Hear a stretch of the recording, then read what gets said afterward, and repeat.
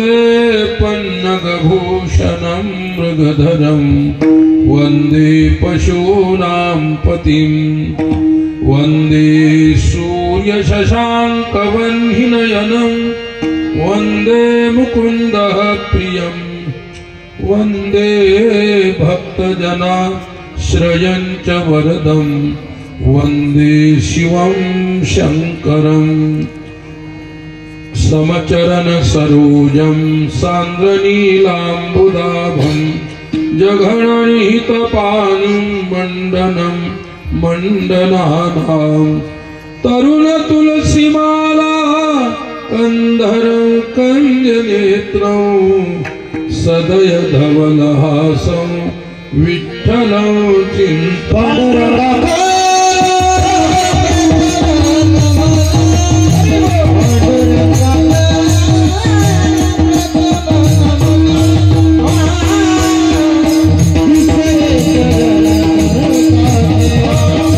Oh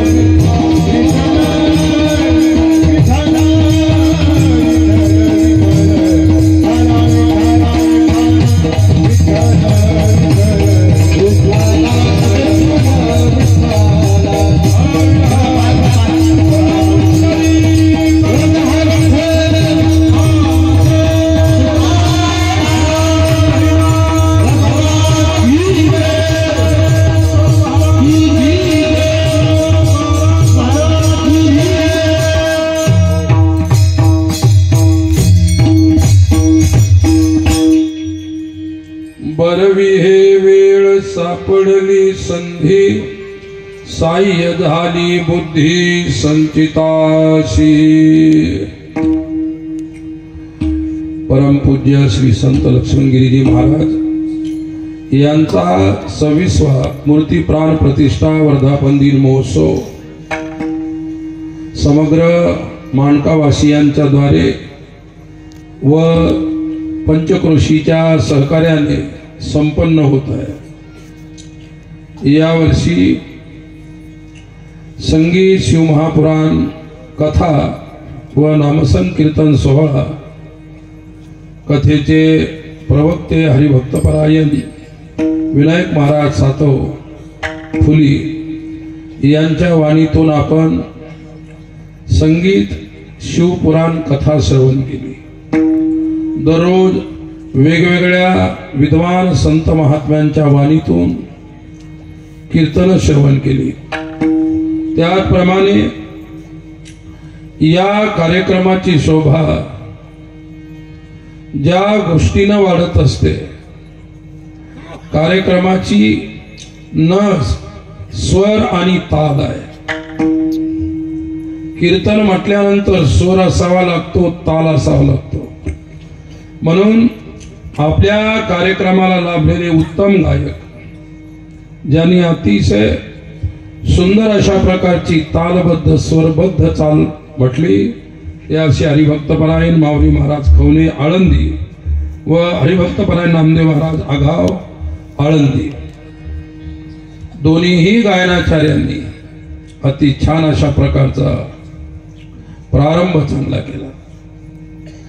आणि त्याचप्रमाणे तालाची साथ ज्यांनी दिली हरिभक्तपरायण राम महाराज गोरे मंठा व हरिभक्तपरायण शुभम महाराज वानखडे व या कार्यक्रमाला मृदंगाची इतर वेळी साथ हरिभक्तपरायण आमचे परशुराम महाराज क्षीरसागर, या सर्वांनी या कार्यक्रमाला वाजवायला मूर्त्या लहान आहे पण कला मात्र त्यांच्याजवळ महान नाही। छोट्या छोट्या मूर्त्या, असं कोणाला वाटणार नाही की या मूर्त्या इथून ही कला निघत असेल म्हणून। हा योग आहे।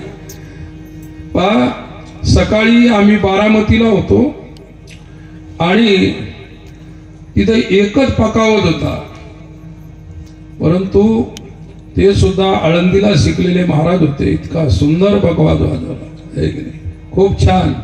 परंतु त्यांच्याही पेक्षा या दोन पोरांनी इतका चांगला वाजवला, मी इतका थकलेलो आहे। 9 घंटे मी नॉन स्टॉप प्रवास केला, कशा करता? लक्ष्मणगिरीजी महाराजांची सेवा करण्यासाठी।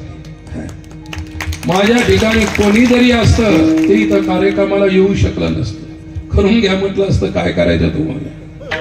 परंतु माझ्या आयुष्यामध्ये मी ज्यांनाही शब्द दिलेले आहेत, माझा शब्द, मला आता कीर्तन करायला 50 वर्ष झाले। किती? अतिशय छोटा असताना तेव्हापासून मी कीर्तन करत असतो, 50 वर्ष झाले। पण अजूनही मी तारीख दिल्यानंतर खोटी होऊ दिली नाही गोष्ट।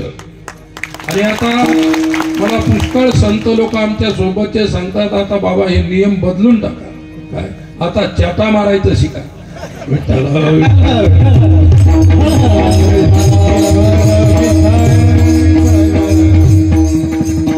कारण आमच्या शिक्षणात चाटा शिकायचं शिक्षणच नव्हतं त्यावेळेस बरं का. म्हणून आता काही चाटा मारायचं काम राहिलं नाही. परिस्थिती आहे, फार जुना काळ आहे. आज ही सर्व परिसरातील संत मंडळी, आपण परिसरातील श्रोतागण, हा सर्व सोहळा पाहून मलाही खूप आनंद वाटला. सकाळी तिथे त्या भागामध्ये कीर्तनकार मोठे मोठे असतात पण श्रोते कमी असतात. पश्चिम महाराष्ट्रात तुम्हाला अनुभव असेल, आळंदीच्या सर्व किती मोठाने ऐकले, आणि याच्यातले 4 आणे सुद्धा लोक नसतात. म्हणून आपल्या माणक्यामध्ये ही अपार जनता, ही सृष्टी आत तर फुल बसलेले आहे, 4ही कोपरे चीज झालेले आहेत, पण बाहेरून सुद्धा भरपूर ऐकत आहेत. बरं लक्षात ठेवा, एवढा आनंद आहे. कशाची कृपा आहे? संत श्री लक्ष्मण महाराजांची ही कृपा आहे. तुम्हा मला सर्वांना जमवलं, मला इतक्या लांबून इथपर्यंत पळवलं त्यांनी. या तुम्ही, या या. मी आलो तिथं, जे महाराज होते संत लोक, ते म्हणले जायचं कुठं? म्हणलं खामगावला. ती बारामती म्हणजे तिकडं कर्नाटकच्या टोकावर तिथं, आणि हे आपलं खामगाव म्हणजे एमपीच्या बॉर्डरवर, म्हणजे आरपार झालं. दक्षिण उत्तर, ते दक्षिण आपलं उत्तर. म्हटलं बा मला जावंच लागणार आहे. हा कोणी करून गेलं बाबा कीर्तन, काय असं काय कीर्तन धारा आणणार आहे का? म्हटलं मी महाराजांना शब्द दिलेला आहे. आमचे विठ्ठल धनुकार काका वगैरे कुठे येते? स्वयंपाकात असतील का खामगावला आहेत? विठ्ठला विठ्ठला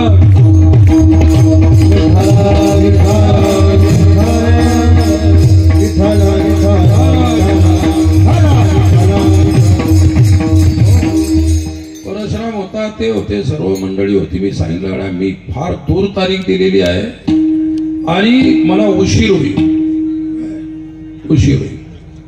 उशीर तर काय मी असं उद्याला नाही. तुमचा टाइम कितीचा आहे? 9 ते 11 आहे की नाही? पण आता सहसा माझ्याकडून कधी किती लांब असेल मी उशीर होऊ देत नाही. आणि मला आज वाटत आहे की आज उशीर झाला आपल्याला थोडासा कमी, परंतु काही हरकत नाही. लक्ष्मण बाबा आता सहन करून घेतील. म्हणून आजच्या सेवेच्या प्रित्यर्थ निवडलेला अभंग संत श्रेष्ठ जगद्गुरु तुकोबारायांचा आहे. आणि तुकोबारायांच्या या अभंगामध्ये एक एक शब्द चिंतनीय आहे. मला एवढंच म्हणायचं की साधूची वाणी चिंतनीय असते. जो साधू नाही त्याची वाणी कधीही चिंतनीय असू शकत नाही. साधू सत्पुरुषाची वाणी चिंतनीय वाणी. महाराजांच्या वाणीवरती पांडुरंगाचा अनुग्रह आहे आणि म्हणून गाथ्याला प्रासादिक वाणी म्हणतात. माऊलीची ज्ञानेश्वरी असेल, तुकोबारायांची गाथा असेल, ही प्रासादिक वाणी आहे म्हणून तिचं पारायण होते. ज्या वाण्या प्रासादिक नाही त्यांचं पारायण होत नाही. तुकोबारायांपेक्षाही मोठमोठे काव्यखंड लोकांनी लिहिलेले आहेत पण त्यांचं पारायण होत नाही, कारण ती वाणी प्रासादिक नाही म्हणून पारायण होत नाही. विठ्ठला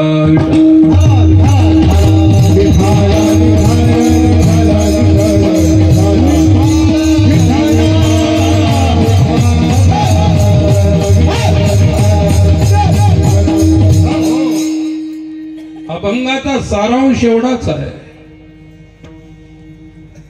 मनुष्य जन्म मिळाला, चांगला काळ आहे, परमार्थ करण्यासाठी उत्तम संधी आहे. परंतु तुमच्या बुद्धीने विचाराने सहकार्य केलं तर, जो साधू संतांचा मार्ग आहे त्या मार्गाचा अनुसरण केल्यानंतर संतामुळे भगवत दर्शन घडू शकते. दारिद्र्याचा नाश, दोषांचा खंड, आणि त्याच वेळी हे झाल्याबरोबर हा मनुष्य देह, हा जो पिंड आहे तो पुनीत होतो, पवित्र होतो. तुकोबाराय म्हणतात माझा परमार्थाचा व्यापार पूर्ण झाला. आणि नुसता पूर्ण नाही झाला तर त्या व्यापाराला साफल्य लागलं. हा अभंगाचा सरळ अर्थ आहे. आता आपण भावार्थाकडे जाणार आहोत. तत्पूर्वी थोडीशी प्रस्तावना. विठ्ठला विठ्ठला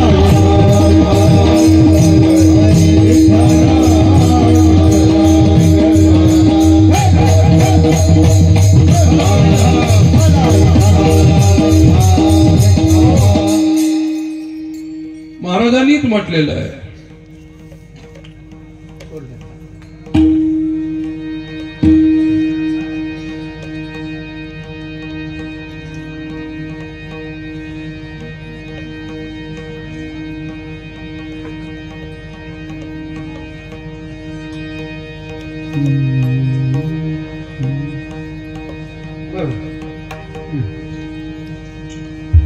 विठाला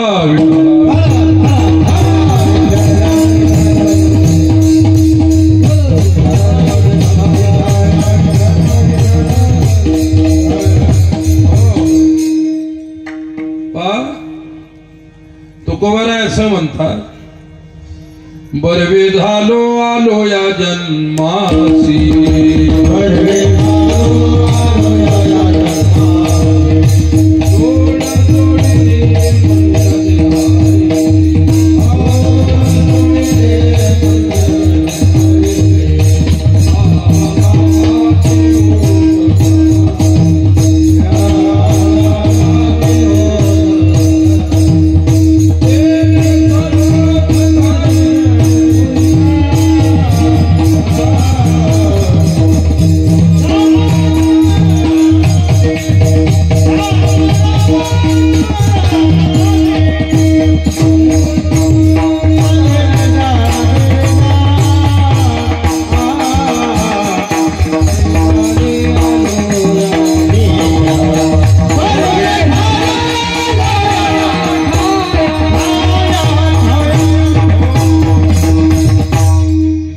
झालो आलो या जन्मासी, जोड जोडिली मनुष्य देहायसी, महालाभाची उत्तम राशी, तिने सर्व सुखासी पात्र होई जे. तुकोबारायांचे शब्द आहेत. मी सुरुवातीला सांगितलं, साधूचा शब्द चिंतन प्रसवणारा असतो. काय? साधूचा शब्द चिंतन देणारा असतो आणि तुमच्या सुद्धा आपल्या अंतःकरणामध्ये चिंतनाचा उदय करणारा असतो. एवढं मोठं प्राबल्य म्हणजे बल साधू पुरुषांच्या शब्दामध्ये असतो. एक एक शब्द मोलाचा आहे सज्जनांनो, एक एक शब्द महत्वाचा आहे. तुमचं आमचं जीवन घडवणारा शब्द आहे. तुम्हा आम्हाला परमार्थ वृत्ती प्रदान करणारा शब्द आहे. आणि परमार्थामध्ये माणसाच्या अंतःकरणामध्ये जेवढी सात्विकता असायला पाहिजे, ती सात्विकता तुकोबारायांच्या सारख्या शब्दांना श्रवण केल्यानंतर येत असते. भक्ती सत्वगुणात होत असते, ज्ञान सत्वगुणात प्राप्त होत असते आणि कर्म जे होते ते रजगुणात आणि तमोगुणात होत असते. विठ्ठला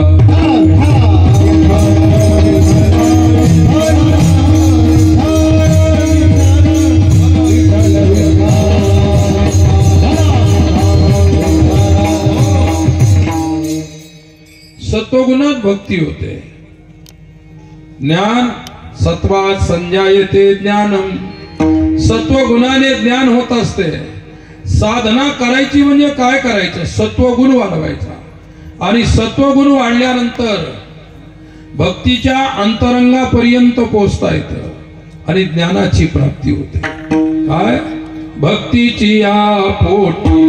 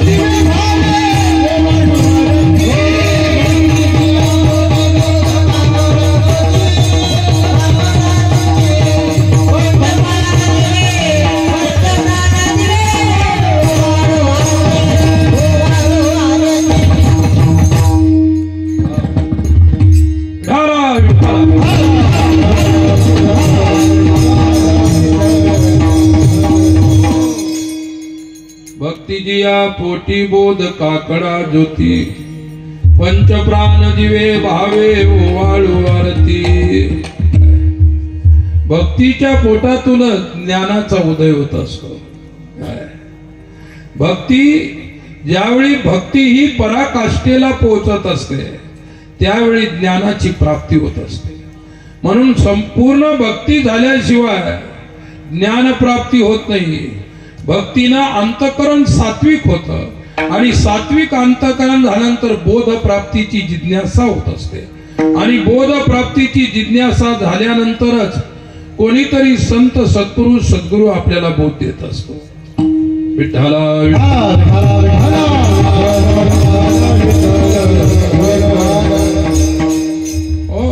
साधक म्हटल्यानंतर संयम, साधक म्हटल्यानंतर साधना. काय भक्ती सारखी पवित्र साधना नाही. भक्ती अशी एक पवित्र साधना आहे. तुम्हाला सांगतो, अधिकारी पुरुष जो असतो त्या अधिकारी पुरुषाला अधिकारी पुरुष ज्ञान सांगत असतो. अनाधिकाऱ्याला अधिकारी पुरुष ज्ञान सांगत नाही. लक्षात घ्या, ज्याला खरा जो अधिकारी पुरुष आहे अनाधिकारी असेल तर त्याला ज्ञान सांगणार नाही. त्याला पोथी सांगेल, पुराण सांगेल, कथा सांगेल, हे सर्व गोष्टी सांगेल, परंतु ज्ञान जे आहे ते मात्र देत नाही. याचं कारण आहे, शास्त्राचा नियम आहे, प्रशांत चित्ताय जितेंद्रियाय प्रहीन दोषाय यथोक्तकारिणे प्रदेय मेतत् सततम मुमुक्षवे. त्यात मुमुक्षुला सदा ज्ञान सांगावं. प्रशांत चित्ताय जितेंद्रियाय, ज्याचं चित्त प्रशांत म्हणजे ज्याचं चित्त विक्षेप रहित झालेलं आहे. जोपर्यंत अंतःकरणामध्ये विक्षेप आहे तोपर्यंत ज्ञान प्राप्तीची बुद्धी होणार नाही. काय प्रशांतात्मा विगतभीर ब्रह्मचारी व्रते स्थिता. त्याचा आत्मा म्हणजे अंतःकरण शुद्ध झालं पाहिजे. एक गोष्ट, अंतःकरण शुद्ध होण्याचा तात्पर्य अर्थ आहे की त्याचा विक्षेप गेलेला आहे. मल तर नामस्मरणाने गेलेला आहे, मल पूजा पाठाने गेलेला आहे, मल तीर्थयात्रा आदी केल्याने गेलेला आहे, परंतु विक्षेप जो आहे तो भक्तीने जात असतो. उपासना नांतु चित्तैका अग्र्यम. उपासना म्हणजे चित्ताला एकाग्र करणारी साधना आणि विक्षेपाची निवृत्ती भक्तीच्या द्वारे होत असते. विठ्ठला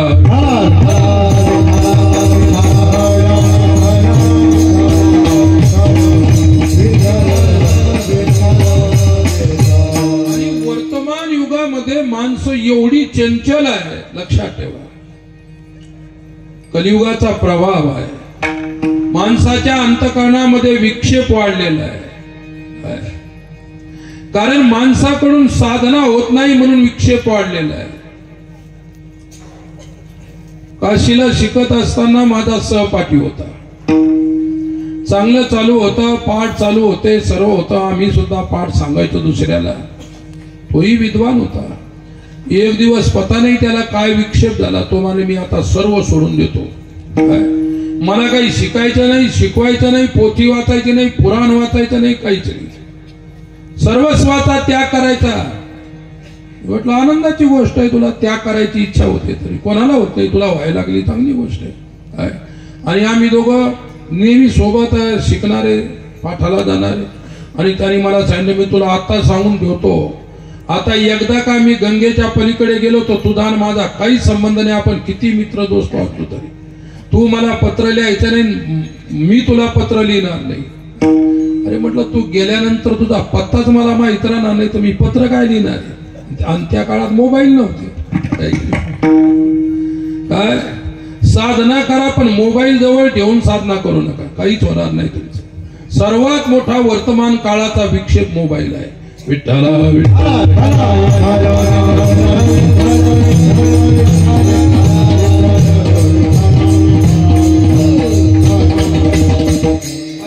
म्हणा, कलियुगामध्ये विक्षेपाचा अवतार झालेला आहे असं म्हटलं तरी चालेल. हा विक्षेप आहे सर्व.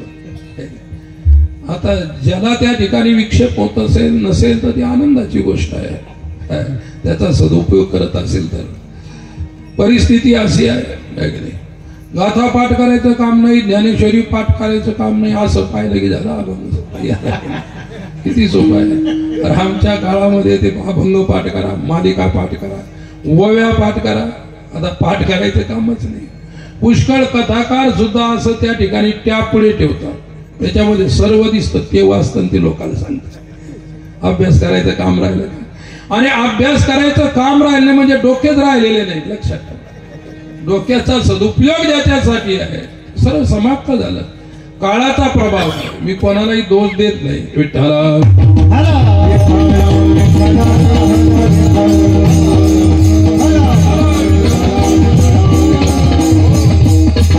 मला सांगितलं त्यानं की सर्व विद्यार्थी बोलून घेते, पुस्तक ग्रंथ विद्यार्थ्यांना वाटून देतो. कपडे आता लाल कपडे आता मला इच्छा झाली की तू मला द्यायची, तुम्ही घेसाल काय कपडे? पैशांत सोडा, पण फुकटही कोणी घेणार नाही. लक्षात ठेवा. मग म्हणे कपडे महात्मे बोलव.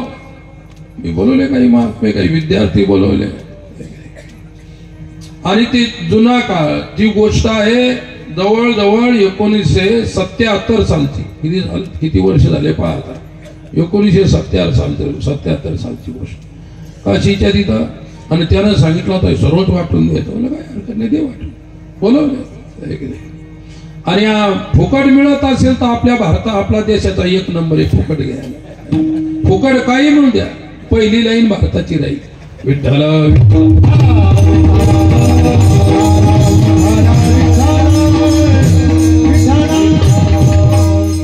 आणले बोलून सर्व. आणि सर्व विचारे ते त्यांना गरज होती असे गरजू आणण्यासाठी. कोणाला ब्रह्मसूत्र दे, कोणाला व्याकरणाचे ग्रंथ दे, कोणाला न्यायाचे दे, जसा जसा विद्यार्थी असेल ते वाटून दिल्या. काय कपडे होते, ज्या साधू मंडळीला कपडे नव्हते त्यांना कपडे वाटून दिले. काही अशा अंगावर घ्यायच्या अशा कंबल होत्या त्या वाटून दिल्या. काही अंथराच्या भोंगड्या होत्या त्या वाटून दिल्या. काही ठेवलं नाही. पेटीमध्ये त्या 1977 साली त्यांच्याजवळ 3000 रुपये होते त्या पेटी. आता म्हणजे ते 3 लाखापेक्षा जास्त झाले बरं. लोक द्यायचे दक्षिणा साधू म्हणून, कारण पेटी ठेवली. ते वाटून दिले पैसे, ज्याला पाहिजे त्याला दिले वाटून. काय नुसता लंगुटीवर झाला, कपडे फेकून दिले. मला म्हणा चल गंगे, सर्व वाटून दिलं. जिकडे तिकडे सर्व झालं. ज्या ग्रंथ देवाच्या पेट्या होत्या त्याही वाटून दिल्या, कपडे वाटून दिले. सामान ठेवलंच नाही. आला गंगेवर आलो दोघं. तो म्हणाला मी गंगेत उडी टाकली की लंगुटी सुद्धा तुझ्या अंगावर फेकून देतो. म्हटलं उडी टाकायच्या अगोदरच फेकणं, तिकडे जाऊन कशाला फेकतो त्या गंगेमध्ये? पाण्यात गेल्यानंतर म्हणतो तुझ्याकडे फेकतो. म्हणजे अजून तुझी लंगुटीतली आसक्ती गेली नाही. म्हटलं अरे नागवा काय आणि कपडे घातलेला काय, तो सर्व सोडलंच ना, मग ही लंगुटीची उपाधी कशाला ठेवतो? विठ्ठल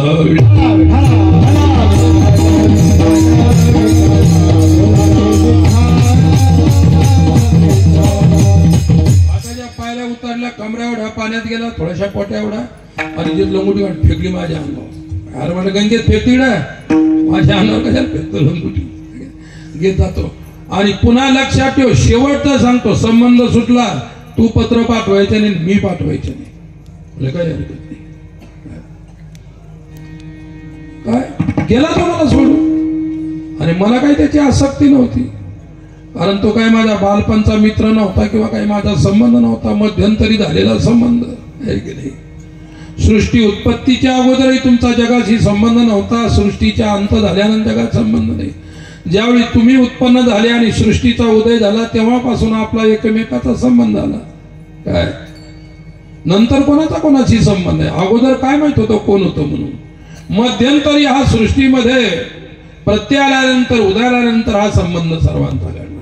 काय आणि मग गेला 2-3 महिने झाले. मला माहित नाही त्याचा पत्ता, मी कशाला पत्र पाठवू?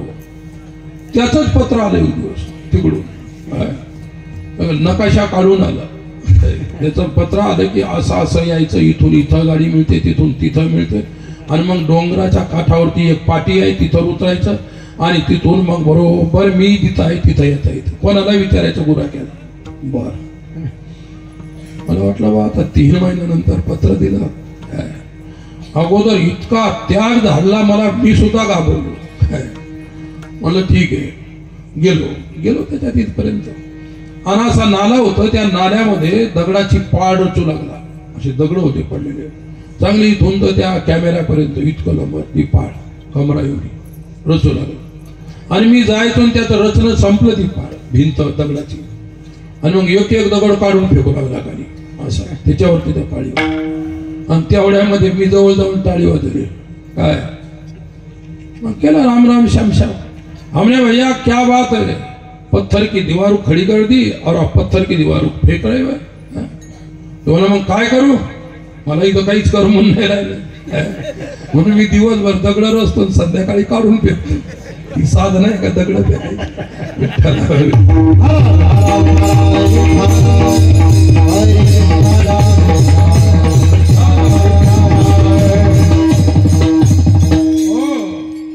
परिस्थिती मन जोपर्यंत विक्षेप आहे, विक्षेप मनात आहे, शरीरात कोणताही विक्षेप नाही.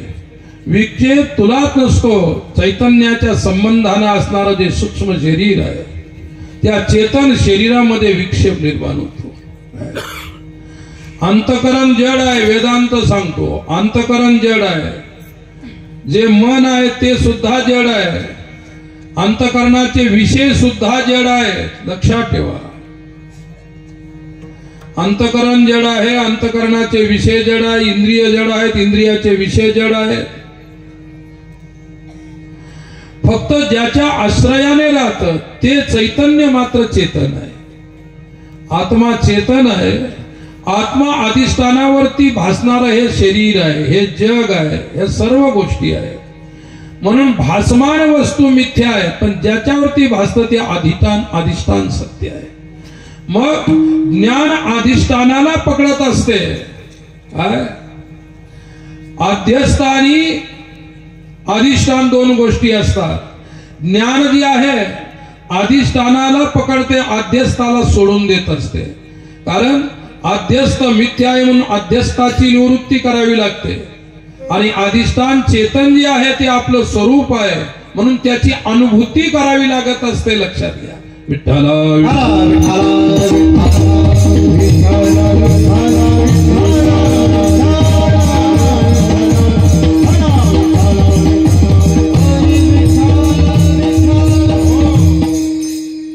अधिष्ठान भावरूप असते म्हणजे त्याची अनुभूती होते.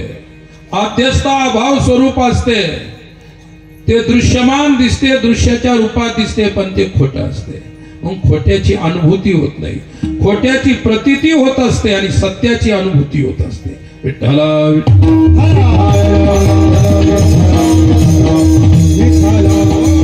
परंतु या गोष्टी केव्हा विक्षेपाच्या निवृत्तीच्या नंतर कळत असतात. विक्षेप आहे तोपर्यंत कळत नाही. मग शिकताना विद्यार्थी, महाराज तुम्ही सांगता ते कळल्यासारखं वाटतं, काय म्हणतात, कळल्यासारखं वाटतं पण कळालेलं नाही. आम्हाला वेदांत शिकवायचे गुरुजी होते ते काशीला, ते ब्राह्मण होते, पंडित होते, विद्वान. ते म्हणायचे मी शिक्षक आहे, मला त्या वेदांताशी काही घेणं देणं नाही, फक्त मला शिकवता येतं. तुम्हाला काय घेणं देणं असेल तुम्ही करा, त्याचं काय करायचं ते. माझी एक पांडित्य आहे, विद्वत्ता आहे, मला फक्त शिकवणारा शिक्षक आहे मी. मला ना अधिष्ठानाची अनुभूती आहे ना दृश्याची प्रतीती आहे, काहीच नाही. या गोष्टी मला शब्दातून कळतात तेवढ्या मी तुम्हाला सांगतो. विठ्ठला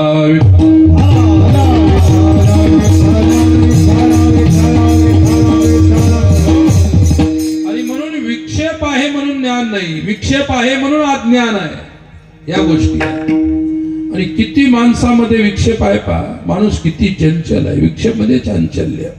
चंचलम ही मन कृष्ण प्रमाथी बलवदृढम तस्याहम निग्रहम मन्ये वायोरिव सुदुष्करम.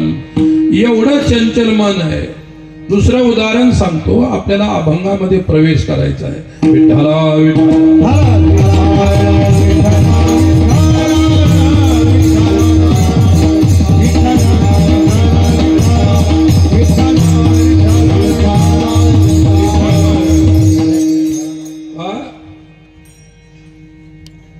एक क्लास 1 ऑफिस मध्ये बसला होता. थोडं अस्वस्थ वाटायला लागलं, थोड्या चक्रा यायला लागल्या, असं फिरायला लागलं. आणि म्हणून त्यांनी चपराशाला सांगितलं, खालच्या लोकांना सांगितलं की मला थोडंसं अस्वस्थ वाटायला लागलं, लवकर गाडी घ्या आणि मला हॉस्पिटलमध्ये पोहोचवा. त्या गाडी काय त्याचीच होती, ऑफिस पुढेच उभी गाडी, गाडीत बसवलं, त्याला हॉस्पिटल नेलं. हॉस्पिटलला गेल्यानंतर त्याचं चेकअप झालं. आणि नेहमीप्रमाणे मला जे डॉक्टर लोक जसे बोलतात त्यालाही तसेच बोलले, तुम्ही बरं झालं लवकर आले, नाही तर गेले असते.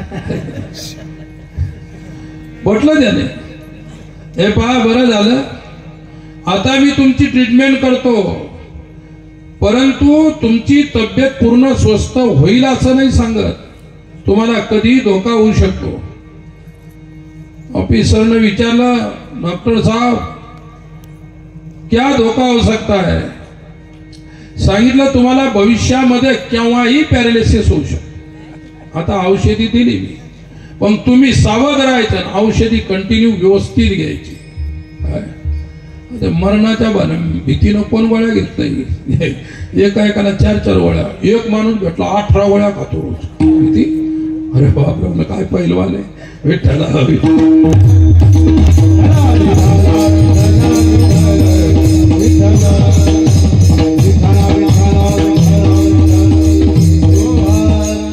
अरे पूर्वी पहिलवान जे असायचे, उडदाची डाळ खायची, 1-1 किलो डाळ खाणारे मी पाहिले. मी सुद्धा काही दिवस पहिलवानगी केली होती, मी सुद्धा अर्धा किलो पर्यंत गेलो होतो. उडदाची डाळ पचवणं सर्वात अवघड आहे, लक्षात घ्या. विठ्ठल विठ्ठल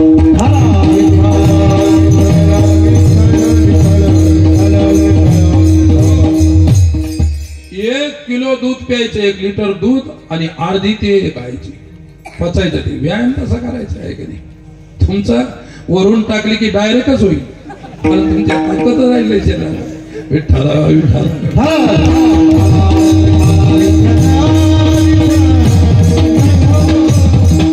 डॉक्टरने सांगितलं, आणि ती ट्रीटमेंट लिहून दिली, औषध वगैरे गोळ्या काय असतील त्या टॅबलेट दिल्या.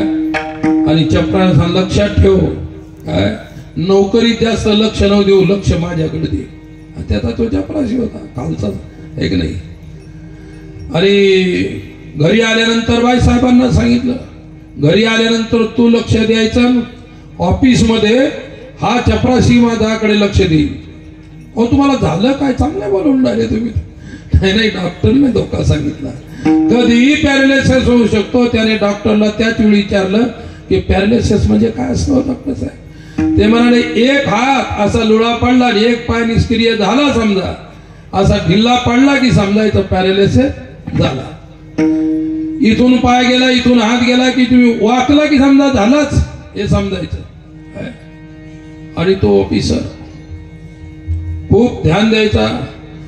तो बाथरूमला गेल्यानंतर आतून दरवाजा सुद्धा लावायचा नाही. बायकोला सांगून ठेवलं, मी कधी येऊ शकतो, ते काय त्याला काय नाही, बाथरूम पाहिजे का, पलंगावर पाहिजे, कधी येऊ शकतो, हार्ट अटॅक कधी होऊ शकतो, पॅरालिसिस कधी होऊ शकतो.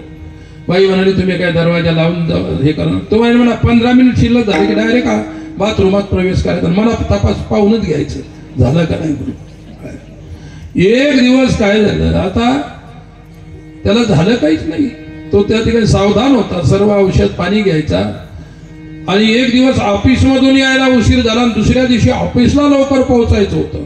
बाईला सांगितलं की उद्या मी 10लाच ऑफिसला पोहोचणार आहे आणि रोज हा 10ला उठायचा. उद्या मी लवकर उठणार आहे आणि मी लवकर उठेन, मी स्नान वगैरे केलं की माझा जे काही टिफिन वगैरे जे असेल सर्व तयार ठेवायचं. ड्रायव्हरला सांगायचं गाडी तयार ठेवायची, सर्व तयार, सर्व तयार होतो. गेला सकाळी सकाळी बाथरूमला गेला, स्नानही व्यवस्थित झालं. मेकअप रूम मध्ये गेला, पॅन्ट घातला, शर्ट घातलं, कोट घातला वरून. पण बटन लावताना काय झालं की पॅन्टच्या बटनाला, कोटाच्या बटनामध्ये पॅन्टचं बटन लावलं, झाला वाकडा. लागला बोंबलायला की झाला झाला झाला झाला. बाईला वाटलं झालं नक्की आता काहीतरी. बाई गेली, काय झालं? अगं ते पॅरालिसिस झाला, मला डॉक्टरने जे सांगितलं होतं ते झालं. त्याला झाला का पॅरालिसिस? विक्षेप. आणि मग मला औषधी, मला त्याला लगेच डॉक्टरकडे न्यायचं होतं. तुरंत उचलला डॉक्टरकडे घेऊन गेले, याच्यामध्ये टाकला, बेडवर टाकला, डॉक्टरांनी चेक केलं, डॉक्टरला बीपी बरोबर आहे की नाही, सर्व शुगर बरोबर आहे, बीपी बरोबर आहे, काही टेन्शन नाही, हिमोग्लोबिन बरोबर आहे, हे बरोबर ते बरोबर, रिपोर्ट सर्व नील आले आणि हा माणूस ऑपरेशन थिएटरमध्ये झोपवलेला आहे. तुम्हाला झाला मला पॅरालिसिस, काय ऑपरेशन करावं लागणार. डॉक्टर हुशार होता, काय झालेल्याचं 1 लाख रुपयाचं ऑपरेशन असतं, ज्याला झालं नाही त्याचं 4 लाखाचं असतं, हे लक्षात ठेवा. विठ्ठल विठ्ठल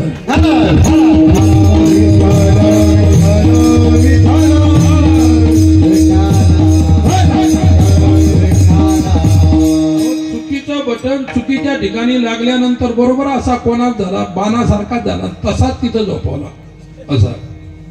डॉक्टर म्हणाले फास्ट ऑपरेशन करावं लागतं आणि सर्वजण बाहेर व्हा आणि ऑपरेशन डॉक्टरनी केलं. ऑपरेशन थिएटर मध्ये नेला, ऑपरेशनचा बॉक्स होता, कैची काढली, ऑपरेशन काय अवघड नव्हतं. ते म्हणे टाका लागणार नाही, रक्त निघणार नाही, असं ऑपरेशन, परफेक्ट ऑपरेशन. थांबला होता डॉक्टर.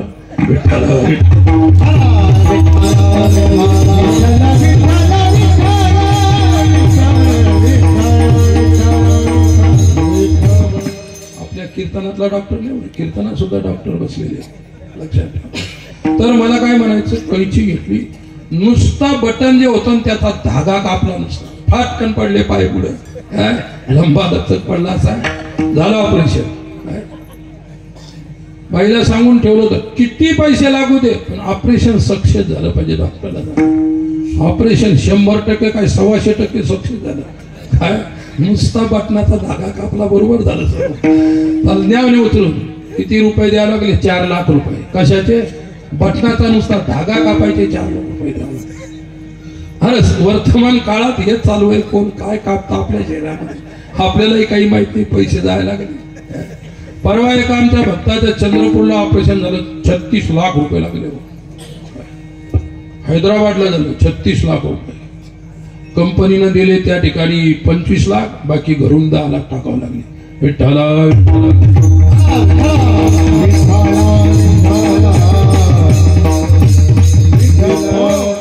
याचं कारण एकच आहे की विक्षेप झालं होतं का, काही मनात विक्षेप उठला, न झालेलं झालं म्हणून त्याला वाटलं.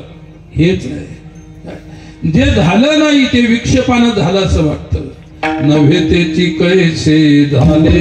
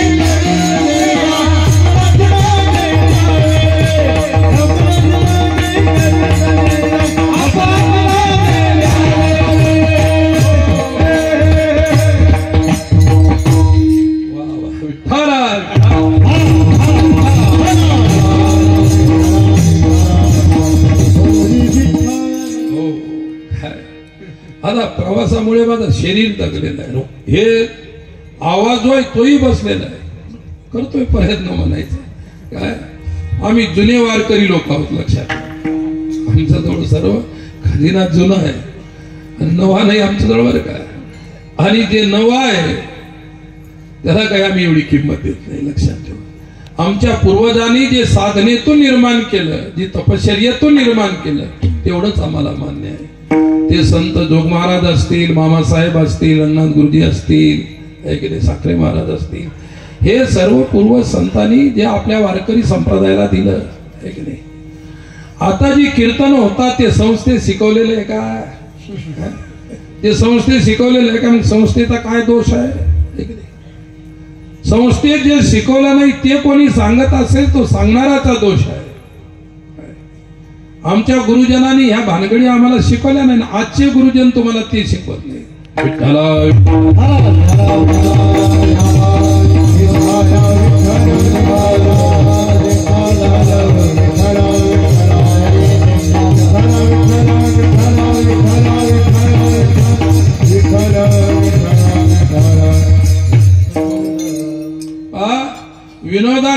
पदवी कोणत्या युनिव्हर्सिटीतून मिळते? आपल्या आळंदीत युनिव्हर्सिटी आहे का, आपली संस्था युनिव्हर्सिटी आहे का विनोदाचार्याची? अरे पोरं मृदंग चांगले वाजवतात, त्यांना मृदंगाचार्य कोणी देऊ शकते? विनोदाचार्य पदवी मिळते का? यांची बोल आहे, साधना आहे, कसरत आहे, रियाज आहे, सर्व गोष्टी आहेत म्हणून आहे. आणि जे रियाजामध्येच नाही ते जर आपण करत असाल त्याला काही महत्व नाही. म्हणून आपल्या गुरुजनांनी आपल्याला काय दिलं ती परंपरा आपल्याला चालवायची आहे. विठ्ठला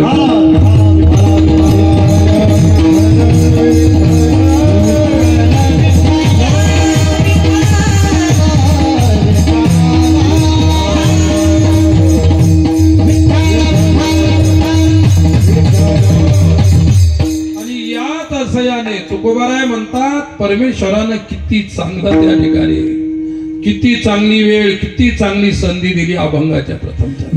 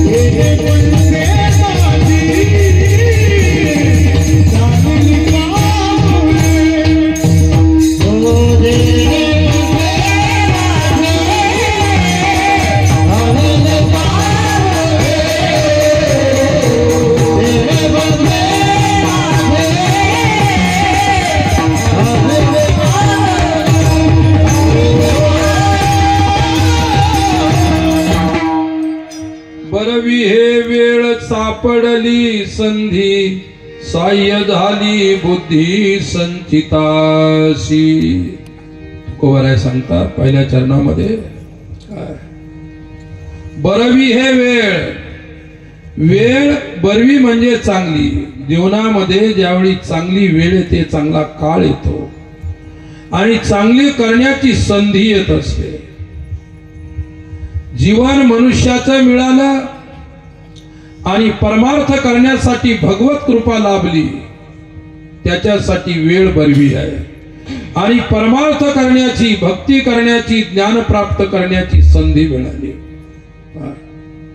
दोन गोष्टी आहेत विठ्ठला.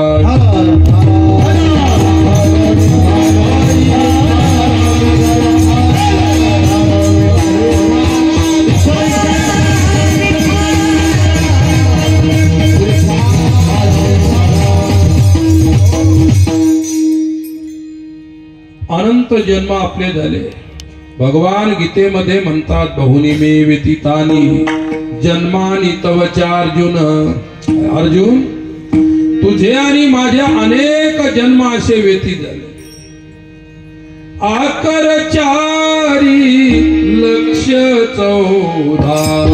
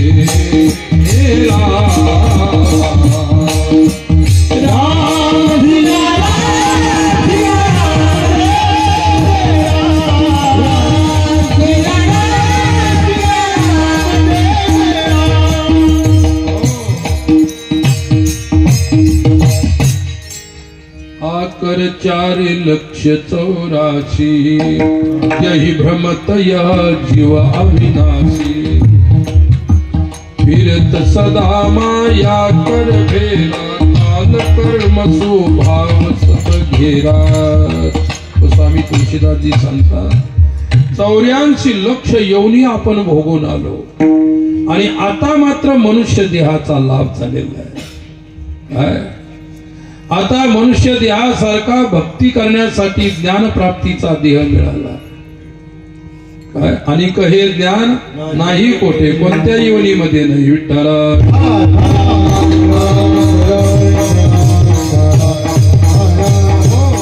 भक्ती सूत्र सांगता लभते तत्कृपा येईव. त्याच्या कृपेनं हा काळ हा वेळ ही संधी आपल्याला सापडली मनुष्य जीवनाची. फक्त काय आहे परमार्थासाठी देह परमेश्वरानं दिला परंतु बुद्धीनं सहकार्य केलं पाहिजे. तुमच्या बुद्धीनं सहकार्य केलं तुम्हाला घरून इथं कीर्तनाच्या मंडपात आणलं. अनेकाच्या बुद्ध्या मस्त झोपलेल्या सध्या पाठवर पलंगावर गावात याच नाही दुसऱ्या गावात नाही इथंच पुष्कळ झोपलेल्या आहे सध्या. याचा अर्थ त्यांना मी काही म्हणत नाही फक्त त्यांच्या बुद्धीनं सहकार्य केलं नाही की आपल्या गावात एवढं सुंदर चालू आहे कोणाचे कीर्तन चालू आहे चला ऐकायला जाऊ. जोपर्यंत बुद्धी सहकार्य करत नाही तोपर्यंत मनुष्य कोणत्याही कर्मामध्ये प्रवेश करत नाही. म्हणून कर्माचा प्रवेश बुद्धीनुसार होत असतो आणि बुद्धी संस्कारानुरूप बनत असते. ज्यांना कीर्तन ऐकण्याचा संस्कार नाही तर त्याची बुद्धी तुम्हाला इकडे घेऊन येणार आहे. तिचा जो संस्कार आहे त्या संस्काराप्रमाणे विठ्ठला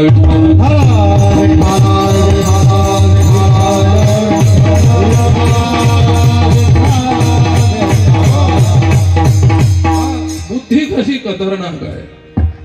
आम्ही असे नवीन नवीन शिकल्यानंतर असे कीर्तन थोडे थोडे करायला लागलो आणि विद्यार्थी एका गावात सप्त्यात नंबर लागला. विद्यार्थी फार जुना काळ वर्ग. अरे सप्त्यात नंबर लागला तर असं वाटायचं की आपल्याला स्वर्गातच नंबर लागला. कारण भिक्षा खाऊन खाऊन ते मधुकरी खाऊन खाऊन कधी शिळी मधुकरी कधी ती विटलेली मधुकरी कधी अपूर्ण मधुकरी अशा भुका लागलेल्या असायच्या. सप्ताह मिळाला की पोटभर मिळायचं. चांगले आनंद वाटायचा आणि वाटच पाहून आपला नंबर कधी लागतो. आता 50-60 आठले त्यातून एकदम नंबर नाही लागायचा. 5-5, 10-10चा नंबर लागायचा. आणि त्यावेळी आताच्या काळातल्या सारखे सप्ते एवढे उदार नव्हते.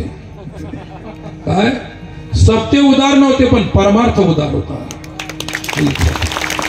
परमार्थ म्हणजे परमार्थच होता. लक्षात घ्या. आता सर्व आहे. लोक म्हणतात वा क्वांटिटी वाढली पण क्वालिटी नाही राहिली. असं झालेलं आहे. बाजार सर्वत्र भरलेला आहे. काही हरकत नाही. इकडे तिकडे कुठे जाऊन बसल्यापेक्षा इथे गर्दी करता तुम्हाला धन्यवाद. चुकीच्या ठिकाणी जाऊन बसल्यापेक्षा आनंद आहे की नाही.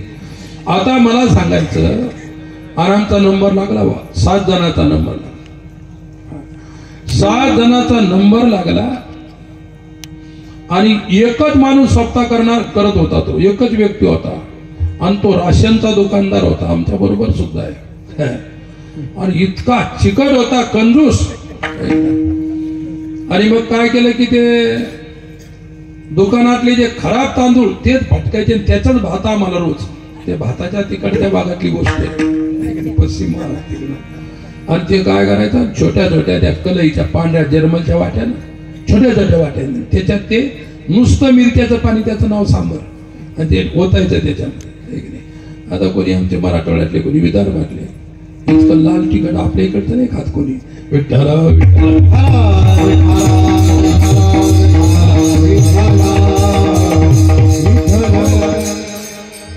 काही हरकत नाही. दोन्ही हातानं भात वाढायचं आणि आम्हाला ते काही भात खायची सवय नाही. 1-2 दिवस 1-2 दिवस खाऊ शकतो. दोन्ही हाताला तांदळाच्याच भाकरी, भातही त्याचा, सर्व त्याच. आणि मग आज छोट्या वाट्या, वाटीत 5 बोटं घातले की वाटी सहित वाटी यायची तोंडात, म्हणजे ती आतलं यायचं नाही तोटीतलं, इतकी लहान वाटी, 5 बोटं सुद्धा तिच्यात बसायचे नाही. आणि ते संस्थेतले पोर तेव्हा विचार, तेव्हा आपल्याला आनंद वाटला, आपल्या नंबरला हे काय वाट्या आणि आपल्या जशा वाट्या, आणि ते जर्मलच्या वाट्या त्या नरम असतात, तोंडात घातले कळकळ चावून टाकल्या सर्व वाट्या ठेवल्या नाही, सर्व वाट्या बिलकुल ते द्रोणांची बिलकुल हे करून टाकले. आणि मग ते केळीचे पानं त्याच्यावर त्या वाट्या आम्ही गुंडाळ्या ते वाट्या सहित फेकून दिले ते बाहेर. आणि तो माणूस म्हणला, अरे विद्यार्थी वाट्या कुठे आहे? हा म्हणजे वाट्या पत्तरवाळीला माहीत, आम्हाला काय माहित वाट्या कुठे आहे. आणि त्या पत्तरवाळीवर सोबत नव्हत्या. कंजूस माणूस 6 दिवस जबरदस्ती काढले. वा आम्ही काय सांगू तुम्हाला, विठ्ठला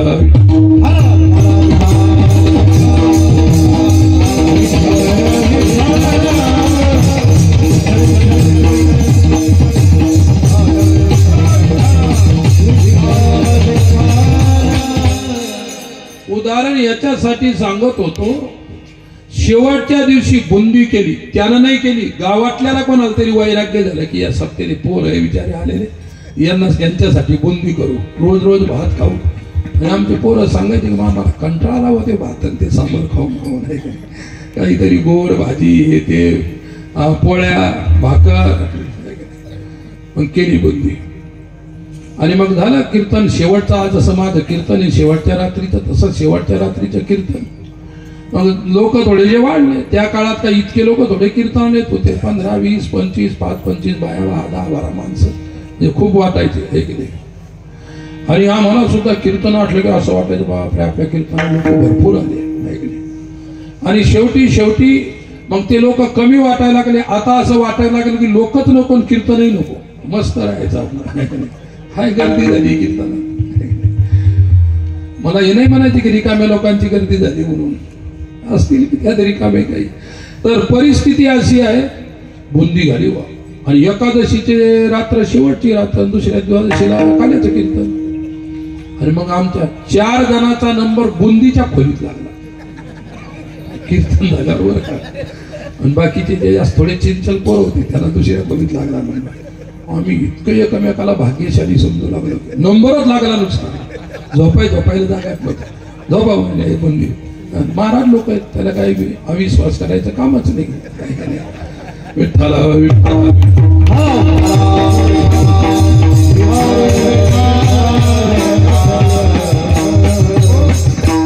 झोपलो आम्ही चौघे. माझ्या शेजारचा मला चिमटे घ्यायला म्हणजे काय 12 वाजले, 12 वाजले म्हणजे 12 वाजतच असतात रात्र. 12 वाजले झाले, द्वादशी लागली ना. द्वादशी बरं करायचं काय, मी ओळखलं काय करायचं नाही. थोडी थोडी बुंदी घाल, काय थोडी थोडी घेऊ खाऊ. म्हटलं तुला खायची इच्छा आहे ना, थोडी खाल्ल्यापेक्षा पोटभर खा, या गाण्यात काय फरक पडणार. नाही नाही नाही, मग आपण सर्वजण खाऊ. आम्हाला घेऊन नको बसू म्हटलं, तुला खायचे असेल तू काय. मग मी खाल्ल्यावर तुम्ही सांगणार नाही लोकांना काय. मग शपथ घ्या म्हणजे तुम्ही सांगणार नाही. म्हटलं त्याची म्हणजे त्याची शपथ. तुला जर खायची इच्छा झाली काय, मग 2 जण अशी मारली बुंदी, जे भिडले त्या बुंदीवर 2 जण. आणि 3रं भिडायच्या मागे होतं म्हणून माझ्यामुळं थांबलं ते, मी खात नव्हतो म्हणून. म्हणलं बा माझी एकादशी आहे, मी द्वादशीला द्वादशी सोडत असतो रात्रभर. काय आम्ही, कारण आपलं जे मुहूर्त असतं सूर्योदयापासून सूर्यास्तापर्यंत त्याला मान्यता असते. रात्री उरलेलं मुहूर्त रात्री असेल पण त्याला मानत नसतात. म्हणून म्हटलं की बा तू फार ज्योतिषी झाला, ते मला म्हणायला लागले. आम्ही सारखे एकमेकाचे. म्हटलं बा तुम्हाला जेवढी खायची तेवढी खा की नाही, पण आमच्या एकादशीला नका डंक लावू, तुमचं होऊ काय होत्याचं. दोघांनी काढलं. आणि 3रा 1 घंट्यानं उठला म्हणजे मला इच्छा झाली. म्हणलं हो दे, हो सुरू. म्हटलं तुला इच्छा झाली तो काय पा. अरे फुकटची झाली, लोकांची झाली, पण पोट आपलं आहे की नाही. सांगतो तुम्हाला, परिस्थिती इतकी अवघड होती, मिळत नव्हतं. इतकं खाल्लं. सकाळी दोघांना, ते पहिले दोघांना त्यांना सकाळी उठल्याबरोबर हॉस्पिटलमध्ये येऊन भरती काढलं. काय सकाळचा कार्यक्रमच होऊन नाही राहिला असं वाटतंय. विठ्ठल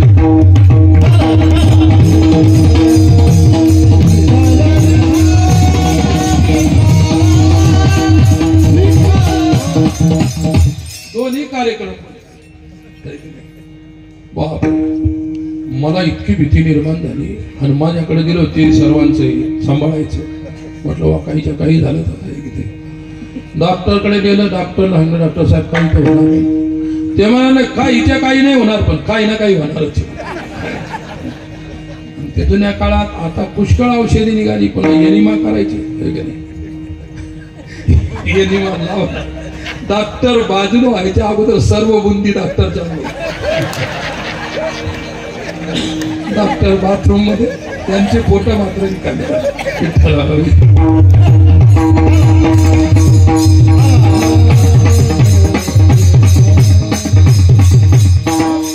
तुम्ही सरळ सरळ एकादशीला धोका दिल्यानंतर तिची अवकृपा होणार नाही. एकादशी धरा आपल्या वारकरी संप्रदायाच्या नियमाप्रमाणे धरायची. आपण साबुदाणा पोटभर खायचा, भगर पोटभर खायची. दक्षिण मध्ये गेलो आता 1 महिन्यापूर्वी. तिथं चितूर नावाचं गाव आहे. माझं प्रवचन होतं. गेलो एकादशी म्हटलं तेव्हा एकादशी मग करता म्हणाले फराळाची बाई गव्हाच्या पिठाच्या पुऱ्या केल्या, भेंड्याची भाजी, टमाट्याची चटणी. मला अशा इकडं राहायला परवडतो म्हटलं. इकडची एकादशी तरी बरी आहे. काय तिकडं नुसता भात खातात. काय भाताच्या विरोधी खायचं म्हणजे एकादश. त्या दिवशी भात नाही खायचा, फक्त भात खाली की बाटली एकादश. मग खायच्या पुऱ्या खायच्या. काय त्या आपल्या उद्या होणार आहेत त्या. विठ्ठल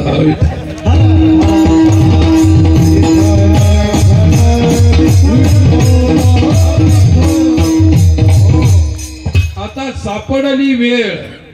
बरवी हे वेळ सापडली संधी. वेळ सापडली की नाही तुम्हाला कीर्तन ऐकायची, परमार्थ करायची, भगवत चिंतन करायची, भगवत भक्ती करायची. बरवी वेळ सापडली, चांगली सापडली. आता संधी सुद्धा चालून आली, लक्षात ठेवा. पण केव्हा संधी चालून येते? साह्य झाली बुद्धी संचिताशी.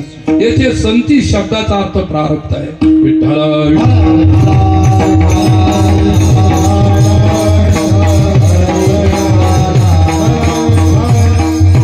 एखाद्याला म्हटलं का रे रात्री आला होता का कीर्तनाला? बोले माझ्या भाग्यातच नव्हतं. काय बुद्धी संचित साह्य नाही झालं. संचित साह्य झाल्यानंतर काय मिळत नाही. माऊली म्हणतात विठ्ठल